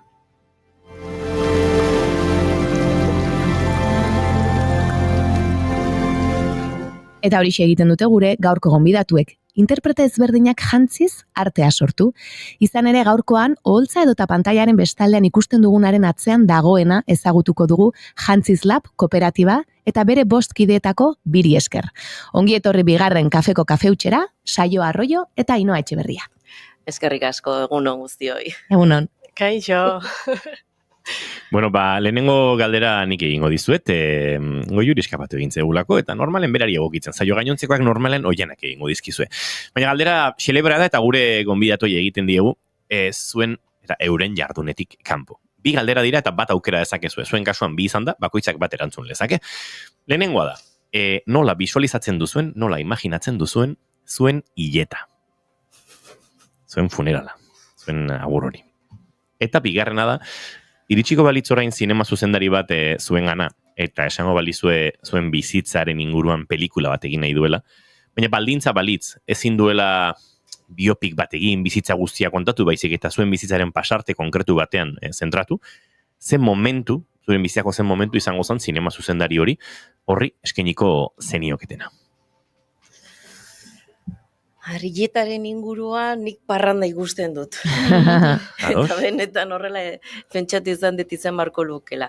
Espazio bat eraikitzea, norbaitek hartuko balu hori bere gain, ardura hori, espazio bat eraikitzea, non jendeak agur esango duen, baina elkarren artean hitz egingo lukete, eta azkenean parranda batean bukatu. Ados, horrek esan nahi du zuri pelikularen egokitzen zaizula. Pues esto balio, ni handik angaztegia nahi zola azatzeko. Gehiago pentsatu duzu hiletan, Claro. Bani pentsatzen nuen pelikulan baino, bai, osea, bota izu kriston kapotea, baina... Bitxia da, baina nola gaztea nahi zen pelikularako ez? Baina hiletaz hitz egin dizazuek. Bai. Claro, pues badaki nola nahi ban bukatzen ere bizia gutxi gora bera, pues jo que sé, pues vuelta gaio mandizkit. Bueno, erantzun hiletarena, Bai, erantzun ezakezu hiletana, baina adidez, zinema zuzendari horri eskain diezaiokezu zure hileta. Ze badakizu nolakoa nahi duzun izaten. Beraz, 2 galderak batean erantzungo dituzu. Nolako izango da zure hileta eta bide batez gidoi hori pelikularako ere kontatuko diguzu. Pues zenitzake saioak sandonatik oso urruti ongo, ze azkenen gaur egune bai zatzen da, pues triste bezala bukatzen dela goza, minio nahi honuke zemetek, pues ongi bukatzea, pues nahi zan ere bizia bukatu, pues jo que sé, pues beste guzina seitzen da, orduan, pues berak gutxinez disfrutatzera. Hor egoten da jende hautzen duena diru bat aurreztuta bere hileta egunean edo lagunek eta senidek afari bat egin dezaten. Bai, nera monak intzun. Bai, gorazura mona. Nere bikotak esaten du, berak ezkontza askotara, bere lagunen ezkontzara joan denez, eta ordaindu duenez ezkontzara jotagatik, beak ardura jarri dit, bere hiletan kobratzeko gonbidatu, ezkontzetan gonbidatzen den bezala bere hiletan kobratzeko, eta esan dit, eta ardura hori ikuste, baina hori dela ona baldin eta zu hiltzen bazara ezkondu gabe. Gazeo, ezkontzaran agian ere... Ezkondu bali bazara, jende asko hiltzen da ezkondu gabe. Bai, baina uste dut zure bikotea ez dela hori izango. Nere bikotea hori izango da. Bai, zu ezkondu nahi? Ezkondu nahi. Zesaten zenuen goiuri gatiko juri nahiko lukelako, ez da? Bai. Berak ez du nahi. Ez du nahi? Ez dugu konbentzitu? Bueno. Badiruti ez. Kaskagorra da du, baina kaskagorra badu. Saiatu. Oiena, baztu goiuriten ezkontzarik izango? Bueno, baina festa bat igual... Bueno, agian bai, baina beste norbaitekin. Epa! Karo, eske, mandegu ja... Arazoa ez da nik ez dudala ezkondu dai. Berak. Arazoa mutilgiza jorrek dauka, ez nik? Miguelito, revuelta, Gaztizko seme, ibilia dilo, eta jangoek me. Listo, orain galdera serioak, mose dut. Ez da nire Ibarzabalek eliok eulako bertso bat kantatuko Migueli, Ojo! Hau, basai barri duzu, Esan duzu. Bueno, zentratuko gara gai seriagoetan, bestela jende honek pentsatuko du, saioak eta inoak pentsatuko dute, pixkatola... Pixka jota gabiltzala, eta gaude, baina zentratzen ere badakigu. Bide batez, kaskoa jantzi nahi baituzue, jantzi ditzakezue. Horrela gustora bazaudete, kaskorik gabere egin dezakezue, nahiago duzuena, baina pixkatorrak gertuago entzungo gara. Bai, espetu. Bai, pixkatori buru handi bate jantzi du, ez da? Bai. Ikusi dut, zazpi buru kabitzen zirela kasko horretan. Zein izan da hori, Imanol azkena? Josu iztueta, egia. Nire Imanolekin sartu, baina tira, Josu iztuetarekin sarteko gara. Bueno, murgilduko gara, Oiana. Bai. Sorkuntza prozesuan, eta aipatu duzun bezala, Jantziz Lab kooperatibak egiten duen artean. Hori da, aipatu dut boskidek, sortu zenutela, hemen bizaudete, eta ezagutu omen zenuten elkar AEG antolatutako ikastaro batean, eta ondoren, erabaki zenuten proiektu honekin, abiatzea edo. Zer, nola izan zen hasiera hori? Konta iguzue? Hasiera hori izan zen. Bueno, a ver... Asi zaitez, airakon. Joan ginen zaikastaro horrekin batera Madridera, txango bat itxera. Ta, han ginen pixu baten boskidek, eta, alako za baten, janekatuta ginala, afaltzen ginala santzon batek. Ta, zehozatetzen mali badugu bostan arten, hemen dikan aurrera pixkanaka joten sortzen, ez dikize, eta bai, ez dikize, eta jarri ginen, saloian zon, persian aietxita, leon, iratxi papera bat, beste bat, ez dikize, tal, bat, hitz bat eta beste, ez dikize, jarri ginen saioan mobila grabatzen. Ez dakitzen bat ordu, igual, 4-5 ordu grabaketa bat, en plan, ordu gehiagiz zeuden hor. Gau guztiare uste pasatu zula hor mobila grabatzen, bino baita hortik anaz ginen, pixkanaka, beste bueltate ematen, eta hori, Jantziz Lab sortzeko prozesu hortatikan. Madrileko txangoa, etekin amantzun txangorrek. Bai, txangoak eta batzuk hartu zuten patxaranak ere, baina hor egin genuen gure plan de viabilidad ez genekila zertzan ere, eta hortxe hasi ginen, eta egia da, horre bakoitzak ze egin zezaken hobe, nola hasiko ginen, hortxe hasi ginen, gero egia da AEG lagundu egin zigula, espazio utzi ziguten bilerak iteko, eta astean behin uste elkartzen ginela, eta oraingoaz pixkanak, hauenik kooperatibaz gea, hortan gabiltza, gure helburua hori da, ze bost gea, eta oso argi dugu bakoitzak gauza bat emango diogula proiektuari. Orduan bidea egiten gabiltza, bidea egiten eta ikasten eta esperientzia hartzen. San daiteke, zuetako bakoitzak adibidez zer emango dion proiektuari, edo nola ikusten duzuen oraingoz? Zuko goratzen duzu nola zen gure, adibidez goretik, ointxe goreti da bilela asko zine eta audiovisualetan lan egiten, estuarioan, eta adibidez goreti zan gure txispa. Carlota zan abia puntua, berak bota zuen ideia, eta hortik aurrera hasi ginen lan egiten. Marta zan, ez dugu goratzen ze hitzekin bildu genuen, baina Marta zan denetarik egin zezakena. Hori izan. Zuainoa zinen la jefa. Bai. Nausia mentxe. Nausia, bai. Eta ni... Eta zuzinan HDMI. Bai.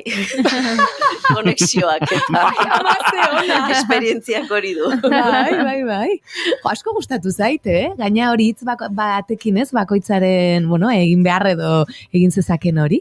Eta denbora asko ere ez daramazue, baina proiektu askotan lan egin duzu. Egia da, aipatu duzu goretik batez ere audiovisual eta horrelakoetan guk arte eszenikoen tartea dugunez gehiago zentratuko naiz horretan, eta aipatu dutez, ez ditut aipatu lanak, orain aipatzeko, zirkus konpainiarekin aritu zarete, sustrai lanan adibidez, DAB konpainiaren hainbat lanetan, antzerkian ere la cantante Kalbaren jantzitegia egin duzu, hori da teatro estudiorekin. Badakin ni pixka bat nola egiten duzuen lan hori, baina konta iguzu zuek, nola izaten den gidoia jaso, edo dantza ikuskizunean agian ez dago gidoia, gero hortik abiatzea, nola da prozesu hori? Prozesu hori, gaina izugarri gustatzen zaigu prozesu hori. Hasieran etortzen zaizunean taldea, bai antzerki, dantza, zirkoa hitz egitezu, esatizu zen nondikan norakoak diran, eta orduan normalean gidoi bat bai edukitzen dutela, edo behintzat dramaturgia nondikan nora joango den kontatzen digute.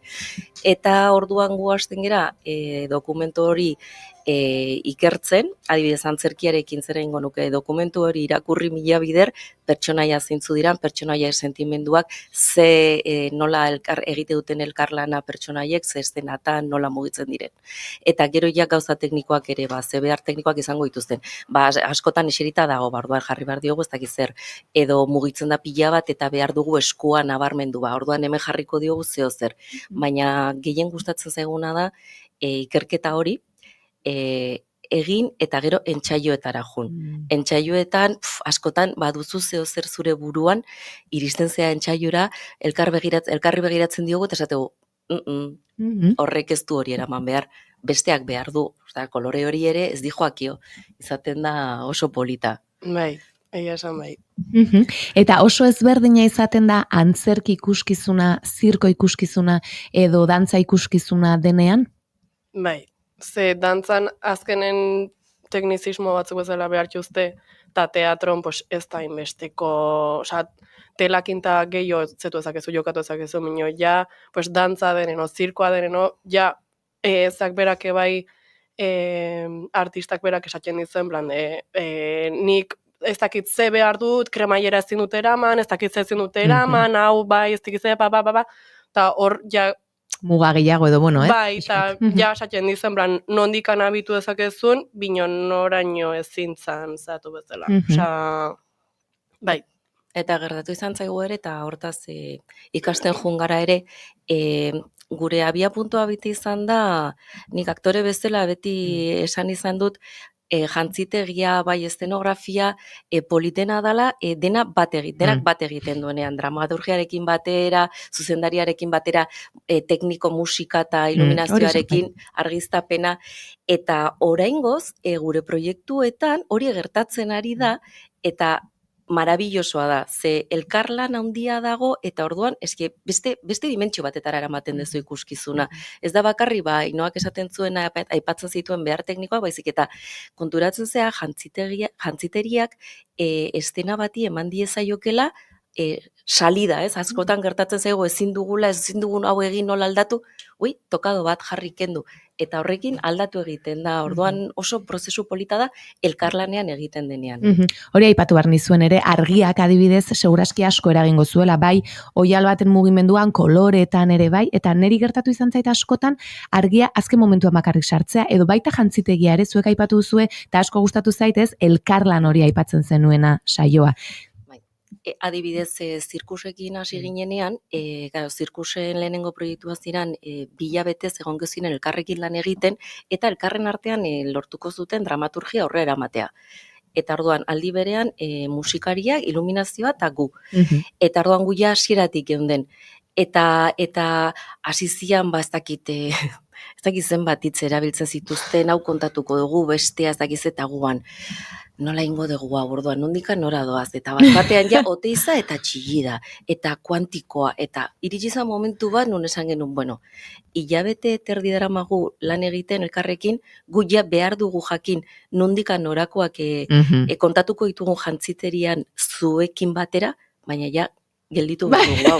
Osea, Bestela, claro, bai. hilabete batean egin behar izan genuen dana. Mhm, Josi patronatu, bidea luzea da.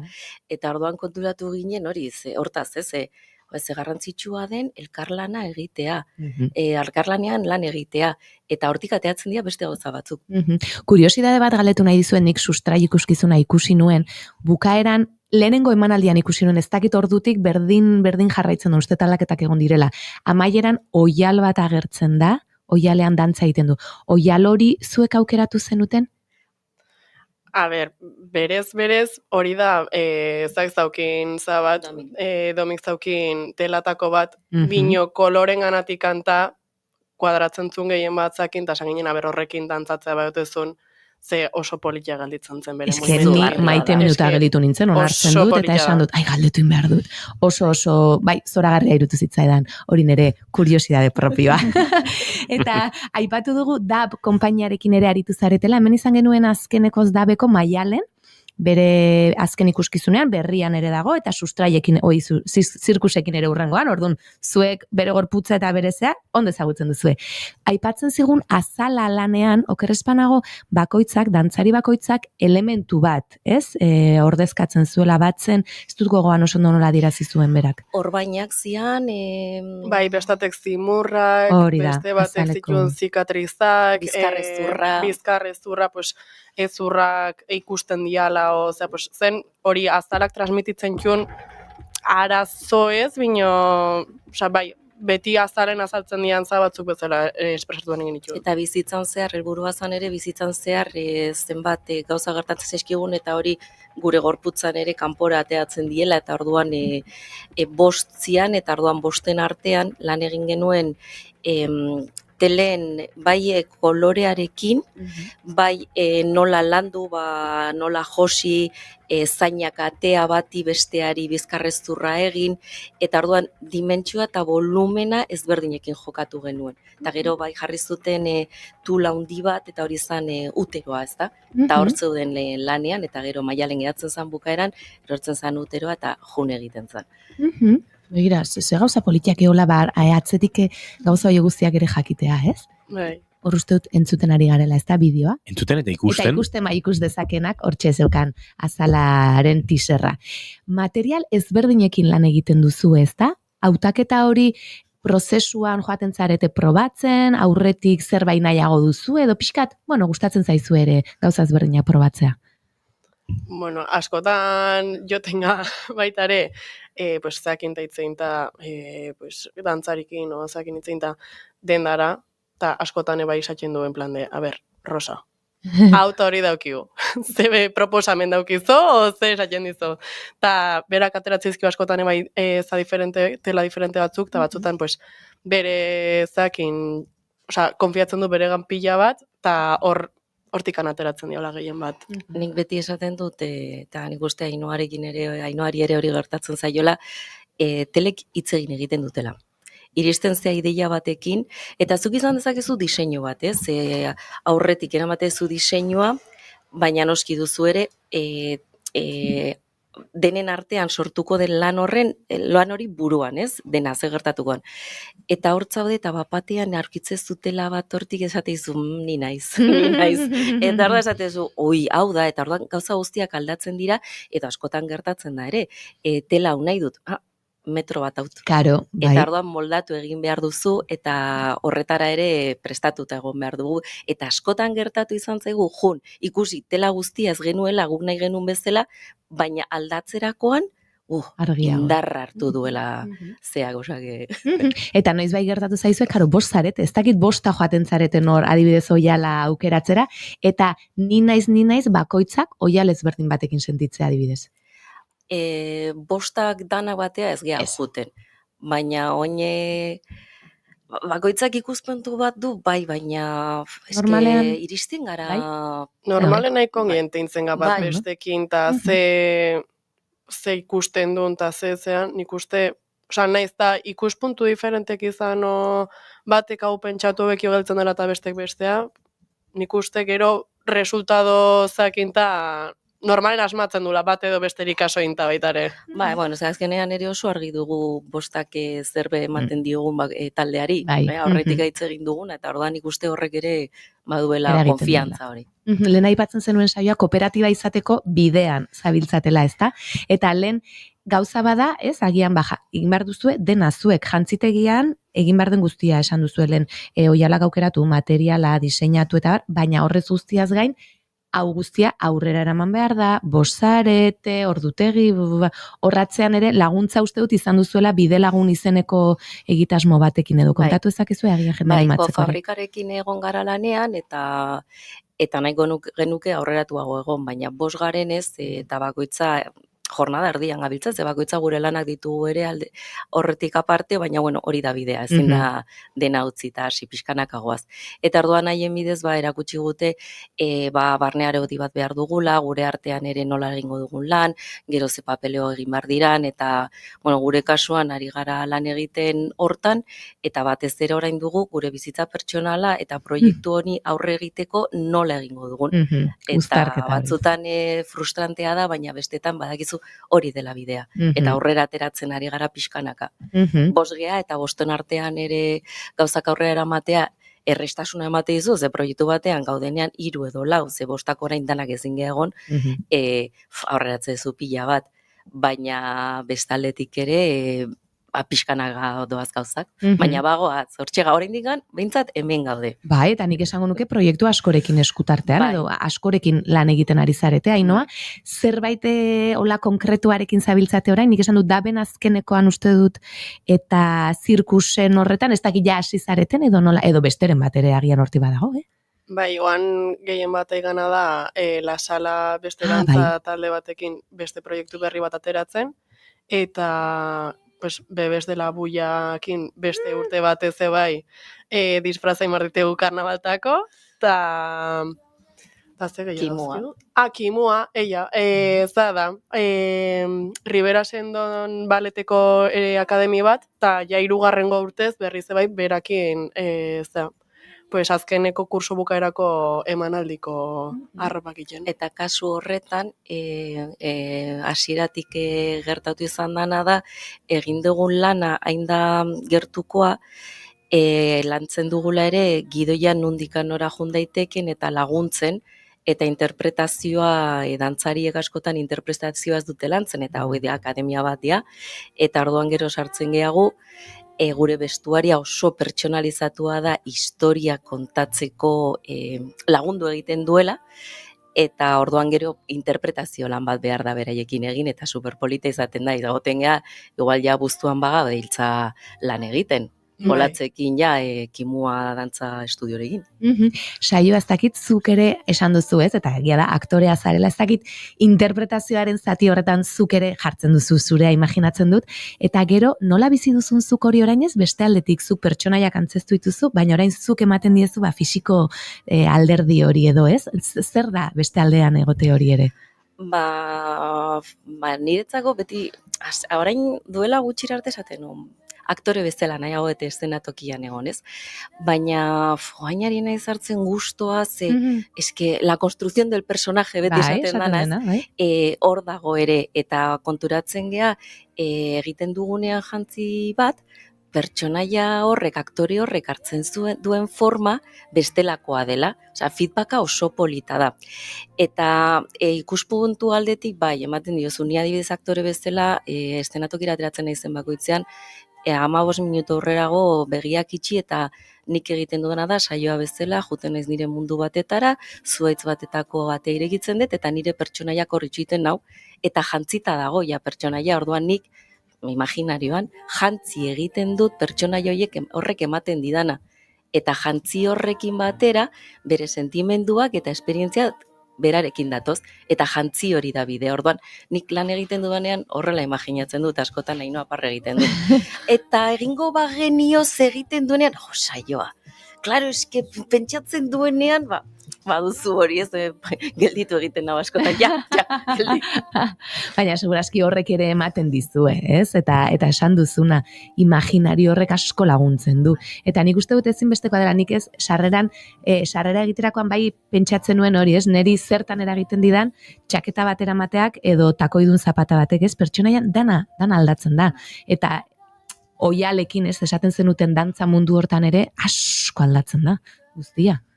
Bai, egia esan, bai. Osa, nik bai izan barra dut, eskerrak saioak launtzen duen baita ere, ja esperientzia daukilako, bino, osa, bai, osa, saioa adibidez osona da, milimetrikamente dena osoza daukila, hola, testu bat irakurri bardenenta, eta hor, saioa bintzat asko launtzen do masaka. Aita gero, dantzarekin adibidez asko gertatu zaigu, ze mugimendu. Ze mugimendu duen pertsonak berak, dantzariak berak. Gu ja segituan egiten dugu, esaten dugu, jo, eske Ikerra, Iker mugitzen da horrela, jo, Ikerri jarriko diogu hau. O Maialenek egiten du hau egingo dugu orduan, ze hori da oso garrantzitsua, Mireni ere ez dakize jarriko diogu, Marinari ere, hori da garrantzitsua, eta bidezte antzerkian kantante kalba egin genuenean, nik ikusten dega, aktore bezala nago, bai. Eta ikusten du jazen direnean, hau da nire ropa, hau da, eta hori oso polita da. Bai, eta nik uste dut ezinbestekoa dela, ez, hori sentitzea jantzi, eta jazta, ez naiz, oia naiz saioa Ainoa, naiz, X, ez, eta horrek asko egiten du bai. Ze, Oiana, begiratzen diazu? Uste nuen musika igoko zenula, baina karo, amaitu zaizu abestia. Bai, amaitu da bestia. Bai, barkatu uste nuen. Barkatu, hor gelditu da. Bastante momento gracioso hau. Baninduan horrela itera bezala, osea, zuri esatera, igo. Jarri zazuket besta besti bat, Jarri. Neuzu besta besti bat? Bai. Venga, esaterako uste dut, gure gaurko gonbidatuak agurtzeko abesti egoki izan daitekeela. Ziazu pentsatzen, ez da inarrexa nuen, espero momentu hau, eta dena ez da egoki hemen. Abestia propos bat, gaurko.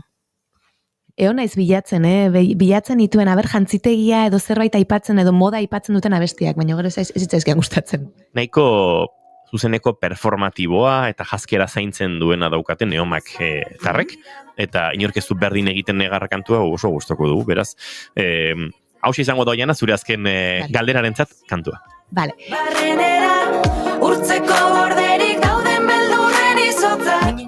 Aipatu dugu zirkoa, dantza, antzerkia, audiovisualak ere lantzen dituzue, badago gustatuko litzaizueke ikuskizun bereziren baterako zerbait sortzea, bueno, Los bebés de la bulla ere, beste zerbait desberdina da, divertigarria imaginatzen dut. Maravillosoa. Bai, ezta? Bai, horregatik egiten dugu. Los bebés de la bulla ezakit ezagutzen ez dituzuenentzat, Donostian inauteritan ateratzen diren, bueno, ez dakit zenbat urte daramaten ez da ateratzen, 50 kaso edo gehiago, bai. Danak gizonak dira, goizetan eta ibiltzen dira Aldezarreko kaletan barna, eta oso originalak eta oso divertigarriak dira. Baina ez dakit zerbait gustatuko litzaizueke, nik ingo nuke operako, ez dakit zer, edo ez dakit ze garaiko zerbait, edo ez dakit, badaukazeola ze gustatuko litzaizukena imaginari hortan edo? Pues nik egia esan, ez? Osa... Datorrena. Bai, nahi dut, que venga lo que venga, eta momentun bertan, zatu. Mino bestela ez dutola. Bai? Nik nire ametsa da jantzizlabekin batera lan egitea, nire hurrengo obra, baina gidoi gintzanta dena. Ja, potente jantzien bidez aldaketak egotea eta horrek ematea estenografia puntu hori. Hori da nire Ainoa, beti nago denbora behar du, baina bain enpresa sortzea ezin. Baina hori da nire ametsa eta uste dut oso ezberdin izango dela jantziteria bestera batetara ikusiko dela. Bueno, hori lortzen duzunean, hemen egongo gara zure zai, elkarrezketa bat iteko. Bueno, guk itxengo dugu lasai, eta berriz gomidatuko zaituztegu, kafeakin, o txokolatiakin, o bonboiakin, o ez dakit. Merke, ateratzen da jendea, Oiana. Bai, merke. Jatorrak dirudite hori, bai. Saio Ainoa mila esker bioi, gaur gurekin kafe hutsa, bueno, zentzu figuratuan bada hartzeagatik, eta espero dugu, kafe bat hartzea laister, zuen hileta festa baino lehen izan dadila urrun. Eskerrik asko zuei. Eskerrik asko bikatze.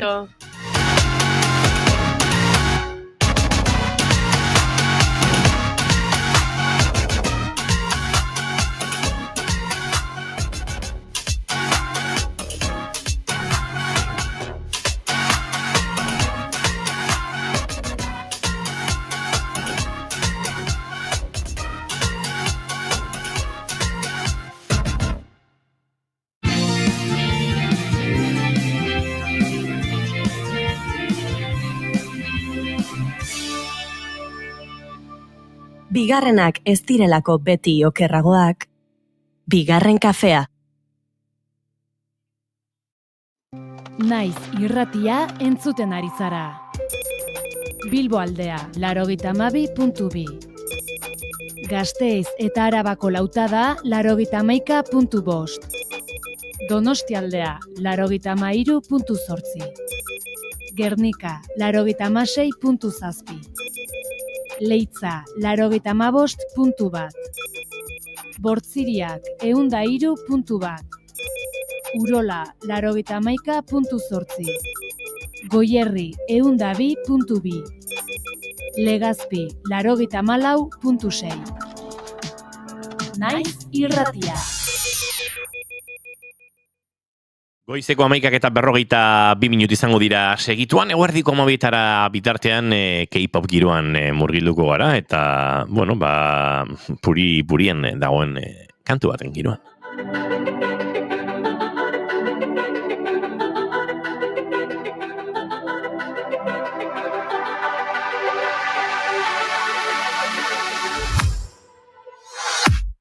I was a ghost, I was alone. 두어진 길 속에 Given the throne, I didn't know how to believe I was the queen that I'm meant to be. I lived two lives, tried to pick both sides, but I couldn't find my own place. Caught a problem child, 'cause I got too wild, but now Yuri, descripción gráfica de Sheposhik. Sheposhik, bai. Sheposhik dagoen aiora. Sheposhik. Bai, egia da. Bai, gustatzen zaita bestia, ez dut esango zait. A ver, prestatu estarriak? Prestatu? Badator? Mikroak irikita dauzkazu, kantatu. Going up, up, it's our moment. Gonna be golden. Oh, Oso zaila da. Bai.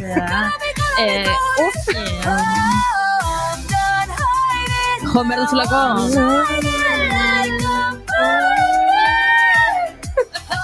Nuke esan guaina ingoran dagoenik, Jo, izan da bastante challenge. Bai, izan da challenge. Duena, de haber norri bizten danto nortara, eta... Venga, Igo, bota, Bueno, ni desde luego, zurea. Ez, noski nik nere ahotsa nahiko espektroaren azpikaldean dago, baina ez dakit, esango nuke Rosaliak azken diskoan desente agudago kantatu duela esaterako. Nio, sentsazioa da nik ez dakat belarria absolutua, era sentsazio bat, aztertuko dugu. Gero, 12etan, gure lankidei paso maten diegunean, eta pixka bat entzumena babesteko, saiatuko gara egiten, baina mikrorik gabe. Ondo iruditzen zaizen jo? Bai, la bost bat ematen du. Golden kantuko notarik altuena, la bost bat da. Bai. Ez dakit, nik ez dut ulertzen hortaz egin. Badakit egon dala badago goran, erronka moduan hori egiten. Badago goran, Bueno, zuk esan duzu ez.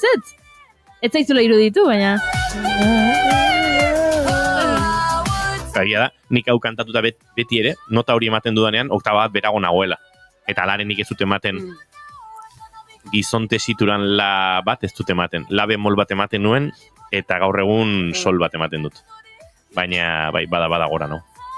Alare, datorren, igual prestatu ezakegu agudo challenge oitako bat, eta aztertu ez, pianoan esari eta pixkat zer egiten duen, izango que Rosaliak gorago kantatzen duela berazken diskoan, Bueno, hori zakontua. Hori beste batean. Hori beste baterako, baina bai abesti hau dugula izpide hortik. Abesti hontatik abiatuko garela, bueno, gauza gehiago jorratzeko, baina bai galdetu nahi nuela, zuk uste duzu abesti hau famatu egin dela challenge-aren gatik? Ez, egin da pelikula, bera. Pelikula bihurtu da fenomenoa, eta pelikulak izan du dena, ez? Soinu banda bat oso potentea, abesti hau irratian jartzen da, pila bat. Eta orduan pelikula bera animaziozko aldetikan esango nuke ere kalitatezko pelikula bat dala, jendeak gustora ikusten du noitako bat, eta izan du pak guztia. Eta igual izan du arrakasta bat, igual ez zutena beraiek ere espero, ze ikusita ze promozio egiten nahitu zian hasieran eta gero buma jaso eta gero zenbat igodan promozioa, igual ez zuten ez da inbeste espero, ez dakit, baina bai, esango nuke fenomeno hau dala orokorra, eta hartu dula hori pakete osoa, osea, nire inguruko mundu guztia seme alabak dituena dago pelikula hau ikusten, olentzen hori eskatzen disfrazak, eta nahi idazten diate lagunek tarteka de, bueno, telebistan jarri dugu, K-pop Demon Hunters ikusten, alabek eskatuta eta zutaz guatzen nahi geatan. Guk astelenetan puripurian sekzioa egiten dugu, eta astelenero gomendatzen dizkiegu entzulei edo pelikula edo telesaileak, ez? Bakoitzak batek hartzen du, eta gure lankide June Erromatetek garri zegoen K-pop Demon Hunters hau, eta aritu ginen izketan, betere zinemarito batzuetan antolatu zutela, oiko pelikula emanaldiaz gain, sing-along batzuk, jendea joan zedin, zinemaretora abestera. David Guettaren remixa baimenduta dago? Nola baimenduta dago? Jar dezaket. Bai. Ondo iruditzen zait. Ez kantuaren inguruan aritzeko, pixkat bertsio ezberdina dodora baliatuta. Bueno, egia esan, kantuaren inguruan ez dut hitz egingo, ni historiara jongo naiz, pixka bat, aitzakia bezala hartu nahi nun Golden, eta gaina ez nekin gaur zuek eman dezuten datua Googleen bilaketaren eta hori ez nekin, orduan kasualidadea izan da, baina nola, hainbeste ikusten nahi nintzen nire inguruan baita ere, aitzakia bezala hartu nahi nun K-poparen inguruan hitz egiteko pixkat, eta K-popaz beharrean igual testu inguratze bat eman. Gaurkoan historiara joko de gehiago. Gauza asko esan nahi ditut, eta denerako denbora ziten baten, orduan, K-popari berari buruz, zehazki, igual, urrengo saio batean hitz egingo dugu, gaur egun nola dagoen hori, baina gaur nahi nuke pixkat testu inguratzera ulertzeko nundik datorren guztia, ez? Pixkat atzera egin. Alare, atzera egin aurretikan lehenengo galdera edo planteatu nahi detena da, bueno, K-pop Demon Hunters izena du pelikulak ingelesez, baina zer da K-popa, ez? Eta hori ere izaten delako betiko galdera. K-popa gustatzen zaizu, zer da K-popa galderari erantzutean niri kosta iten zait. Oaindikan, erresagoa egiten zait zer ez dan esatea, ez? Ez da, adibidez, genero musikal bat. Ze hori ere batzutan gaizki ulertzen da, K-pop generoa, eta ez da genero musikal bat, ze K-pop etiketapean publikatzen den musikak askotariko generoak dauzkata hori, saio hontan entzun ditugun abesti gutxitan ere ikusten da, ez? Espektro zabala da horrena. Orduan, nik esango nuke K-popa dala, ikusi izan dituten definiziotan behintzat K-popa badala pakete oso moduko bat, ez? Dauka musika, dauzka koreografia eta estenografia oso ikusgarriak, dauka moda, jantziteria eta pila bat zaintzen da, dauka fanekin harremantzeko oso modu berezitu bat ere, K-poparen intrinsekoa dana edo esango nuke, eta gero badauka idolaren figura zentrala hori guztia gorpuzten duna. Idola dala pertsona hori K-pop egiten duna, bai? Abeslaria edo performance hori egiten duna. Eta hemen esaterako, aiora, kei hori korearreti dator, baina korearra behar du izan K-pop izateko?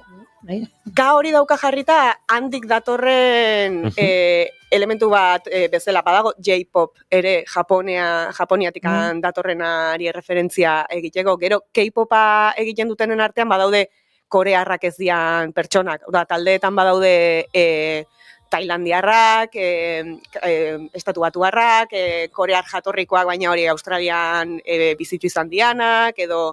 Eta talde australiar batek egingo balu ingelesez K-pop moduko zerbait, K-pop izan liteke edo? Hori da, eztabaida eternoa. Zer da K-pop, nun daude K-poparen mugak, orain adibidez ateradan talde bat, Katsai izena duna, eta hau ere entzuten da irratietan Gnarly dauka besti bat, oso berezia eta oso ezaguna egin dena, eta nik hau adibidez K-popetik ezagutu dut, ez? Baina estatu batuarrak dira, baina badatoz K-poparen formulatik, orduan batzuek jartzen diote K-pop etiketa, baina nik irratian entzun izan detenetan adibidez entzun dut, estatu batuetatik handator Katsai. Orduan ezakit eta ez dago erantzun definitibo bat esango nuke, bai. God, is this real? Oh, we're in a session tonight. Orduan, K-popa pakete bat izateaz aparte neiri ere iruditzen zait ondo deskribatzen dela industria moduan, ez? Pakete hauek produzitzen dituen edo fabrikatzen dituen komila askoren artean, osea, ez diot inolako kontestu edo konnotazio txarrik eman nahi, hitz horri, baizik eta, bueno, hori dena produzitzen duen industria da K-popa, ez? Bere enpresekin eta korporazioekin eta sistema oso batekin, baina bueno, azpimarratu nahi dut, ez dio dala inolako konnotazio txarrik eman, ze batzutan hemendikan ere hitz egiten denean K-popari buruz hitz egiten da artifiziala eta olako terminoetan, eta bueno, hor ere egongo da genuinoagoa eta artifizialagoa den edukia, balde guztitan bezala. Eta gero, karri nahi dut baita ere definizio bat emantzuna, bueno, ezin geha BTS-i buruz hitz egin gabe gehatu, entzun dugu Golden, katsai jarri dugu, baina BTS karri barra daukat. Orduan, BTS-eko liderrak Kim Namjoon, soldaduzkara jun aurretikan, emantzun elkarrizketa bat El País egunkarian. Bidaiatzen aizalako eta Espainitik pasazan, eta elkarrizketa bat emantzun El Paísen, eta galderetako bat izan zen hori, zer da K-popa edo zer da K hori, ez? K-pop. Hori. Eta beak emantzun erantzuna gutxi gora bera izan zen euskeratuta K premium marka bat da, ez? Eusko label etorri zaineri burura. K premium marka bat da. Gure aitonamonen borrokari esker lortutako kategoria bat, ez? Nerea baino definizio bastante poetikoagoa geratu zitzaion berari, egia da. Eta hori, honek eramaten dau testu inguru historikora, ez? Nola zegoen herrialdea Namjoonen aitonamonen garaian? Ze borroka egin zuten, ez? Nondik dator hau?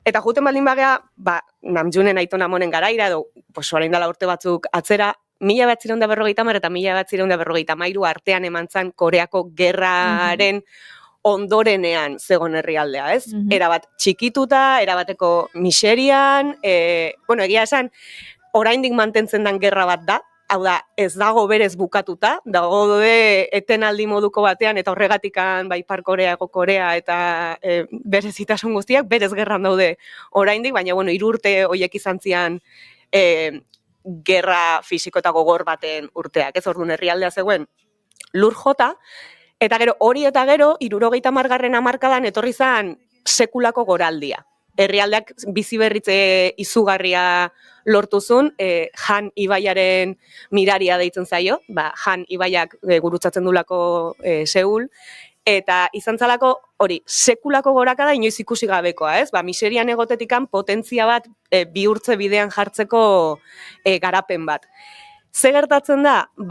Izan zala dena pixka bat burbuja moduko bat, ez? Bai garapena bai, baina nola eraiki izan garapen hori, korrupzio asko eta burbujak eraikiz, eta iritsi izan momentu bat, horrek lertu zena. Eta 80. hamarkadan berriz etorri zan miseria. 87an dago sekulako krisi bat markatua, orokorrean Asian eman zan krisi bat, baina Hego Korean 87an kriston krisia etorri zan berriz. Orduan oso urte gutxian izan zan miseriatik atera eta iruditzen zana dena oso ondo zijoala, derrepente berriz ere izugarrizko kolpea, eta berriz ere miseria eta jendea oso egoera zailean geratu zen. Langabezia pila bat, enpresa pila bat itxi zituzten, eta orduan atzera pauso handia suposatu zuen, ez, herrialde bezala. Eta hor, FMI nazioarteko dirufuntsari laguntza eskatu zitzaion, klaro hori herrialdeak ulertu zuen, hainbeste kosta zitzaien independentzia galtzeko beste modu bat, ez? FMI dirua eskatzen baldin badiozu, berak jartzen dizkizun arauak bete behar dituzu, orduan, itxizian enpresa pila bat herrialderentzako ezinbestekoak zianak, egunero 10.000 pertsona geratzen zian langabezian, jendeak ezkutatu egiten zuen langabezian geratu zala, eta drama guzti hori, ez? Hortik dator baita ere, hasierakotan aipatu nun zein da zure ametsa galdera hori egiten zula BTSek, ez? Klaro, testu inguru hortan, jende gaztearen ametsa bihurtu zen langile publiko bihurtzea. Ze, enpresa pribatuetan sartzen zirenean denak langabezira zijoaztin, ez? Orduan, hortik dator ikasi toperaino iristeko topea zarenean lanpostu hori lortzeko testu inguru horretatik handator hori baita ere. Baina, segiko dut. FMIren laguntza hortatikan ateratzea lortu zuten, eta historia honek ere aparteko saio oso bat merezi du, ze egin zuten kanpaina publiko izugarri bat jendeari esanez etxean zeukaten urrea entregaz ezatela mesedez, herrialdeak urre hori batu eta zorra ordaindu ahal izateko. Eta orduan jendeak entregatu zituen bere ezkontza eraztunak, bere aitonamonengandik jasotako bitxiak, medallistak irabazi zutenak medaia olimpikoren bat entregatu zuten bere medaia olimpikoa, ez, urre guzti hori bildu ahal izateko, eta 4 hilabetetan 225 tona urre bildu zituzten, 3,5 milioi pertsonak parte hartu zuen horretan, eta orduan herritarrek ordaindu zuten FMI-aren zorra. Wow. Ni geratu nintzen flipatzen kanpaina horrekin, eta pues hortikan ere ikusi daiteke gero herrialde baten izaera, ez? Edo herritarren izaera, komunitate izaera, edo... Auzolangintza beste maila batera eraman da. Bai, orduan, hau guztia eta gero, K-popa zer. Vale. Testu inguru guzti hontan, batez ere igual 80. hamarkadan, lehenagotikan ere igual etorriko zen, baina ingurune hortan herrialdeaken hartu zuen erabakietako bat, izan zen, beraien apustu ekonomiko estrategikoa izango zala entretenimenduaren industria. Ez, nundik lortu dezakegu etekin ekonomiko bat, eta aukerak ikusita, eta nundikan etorziteken dirua ikusita, erabaki zuten beraien apostu estrategikoa izango zala entretenimenduaren industria. Hemen esaten digutenean, ez, industria da Euskal Herriaren oinarrietako bat, industria ulertuz fabrika hoiek eta manufakturazioan egiten dian hoiek, Korearen erabakia izan zen, K-dramak, pelikulak, musika, hortik egingo dugu. Eta hor inbertitzen hasi zian dirutza. Osea, hor jarri zuten, esan zuten hemen egingo dugu. Eta K-poparen zabalpena ere hortik dator. Hasiera batean inguruko herrialdeetara izan zen gehiago, de hecho, K-olatua edo K-wave deitzen zaion honi ez, K-popa, K-dramak, K-beauty hori Hallyu deitzen zaio hitz bezala, eta hitz hori berez Txinatik dator. Txinan hartu zuten hitz hori izendatzeko Koreatik zetorren hori guztia. Ez da Korearrek emandako izen bat, Txinak emandakoa da, deskribatzeko Koreatik zetorren guztia. Eta hori, da, beste hitz klabe bat guztiontan da soft power deitzen dana, ez? Botere biguna edo botere leuna. Eta hori, herrialde batek nazioartean posizio bat edukitzeko edo eragin bat edukitzeko eduki dezake botere militarra, Korearen kasuan etzela, botere ekonomikoa, Korearen kasuan etzela, edo botere leuna edo soft power deitzen zaiona, beste bide batzuetatik eragitea. Eta hori zan hartu zuten bidea, kulturatik eta entretenimendutikan hartuko dugu posizio bat nazioartean. Eta gaur egun ere, edo orain dela gutxiko adierazpen batzutan ere, gobernuko ministroak eta esaten dute, da kanpo harremanetako zutabe garrantzitsuenetariko bat, K-poparekin, K-dramekin eta K-olatuarekin egiten deguna. Zematen digu posizio bat, sortzen da iruditegi bat nazioarteko beste eremuetan, ez, Hollywoodetik etortzen zaizkigun pelikulek eraikitzen diguten bezala iruditegi bat estatu batuak buruz, eta aldatzen dituzte lehendik zeuden ideia batzuk ezarrita, ez? Pelikula askoren bidez, jundia pixkanaka minatzen eta gauza batzuk aldatzen. Hori da botere biguna, eta bide hori hartzea erabakizun ego Koreak, eta hortikan dator guzti hau. Nik esango nuke K-wave edo K-olatuak olatutxoak ditula, ez? Igual lehenengo olatuan iristen da puntu batzuetara, gero bigarrengoan beste batzuetara, ez da dena kolpetik, baina pixkanaka, bai gaude hortan, eta Goldenen hau, ez dator justu Koreatik, bada Sonic egindako proiektu bat, eta baina bai sartzen da baita guzti hontan, eta sartu da etxe guztietaraino. Gauza.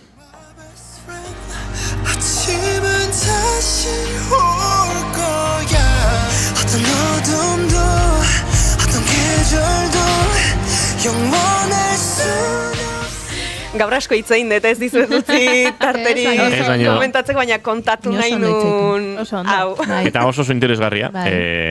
Bueno, erronka hori hartu denuen, ez pixkate korear kultura eta koreako herrialdea K-poparen aitzakiari esker edo ezagutzen joatea, eta erronka hori betetzen ari da, Jora Mujika arrakastaz gainera. Eguerdiko 12 pasata ditugu, Jora, agurtu egin martzaitugu, baina jarraituko dugu, Koreara begira eta K-popea entzuten. Bai. Urrengo batean historia gutxixeago eta K-popean sartuko gara igual. Bueno, egia esan oso gustora, Vale. Bai. Entzuleok agur esateko ordua dugu Oiana Maritorenak enbe, datorren aster arte. Datorren aster arte, bai. Goiuri Zeizarandia astelener arte. Eta Jora Mujika, egokitzen zaigun arte. Oida. Guagoaz entzuleok informazioaren txandorain hementxe naiz irratian, asteburu ona pasa, eta datorren astelenean gu puntual. Goizeko 10:05 hemen izango gara zuekin, bigarren kafe hartzeko.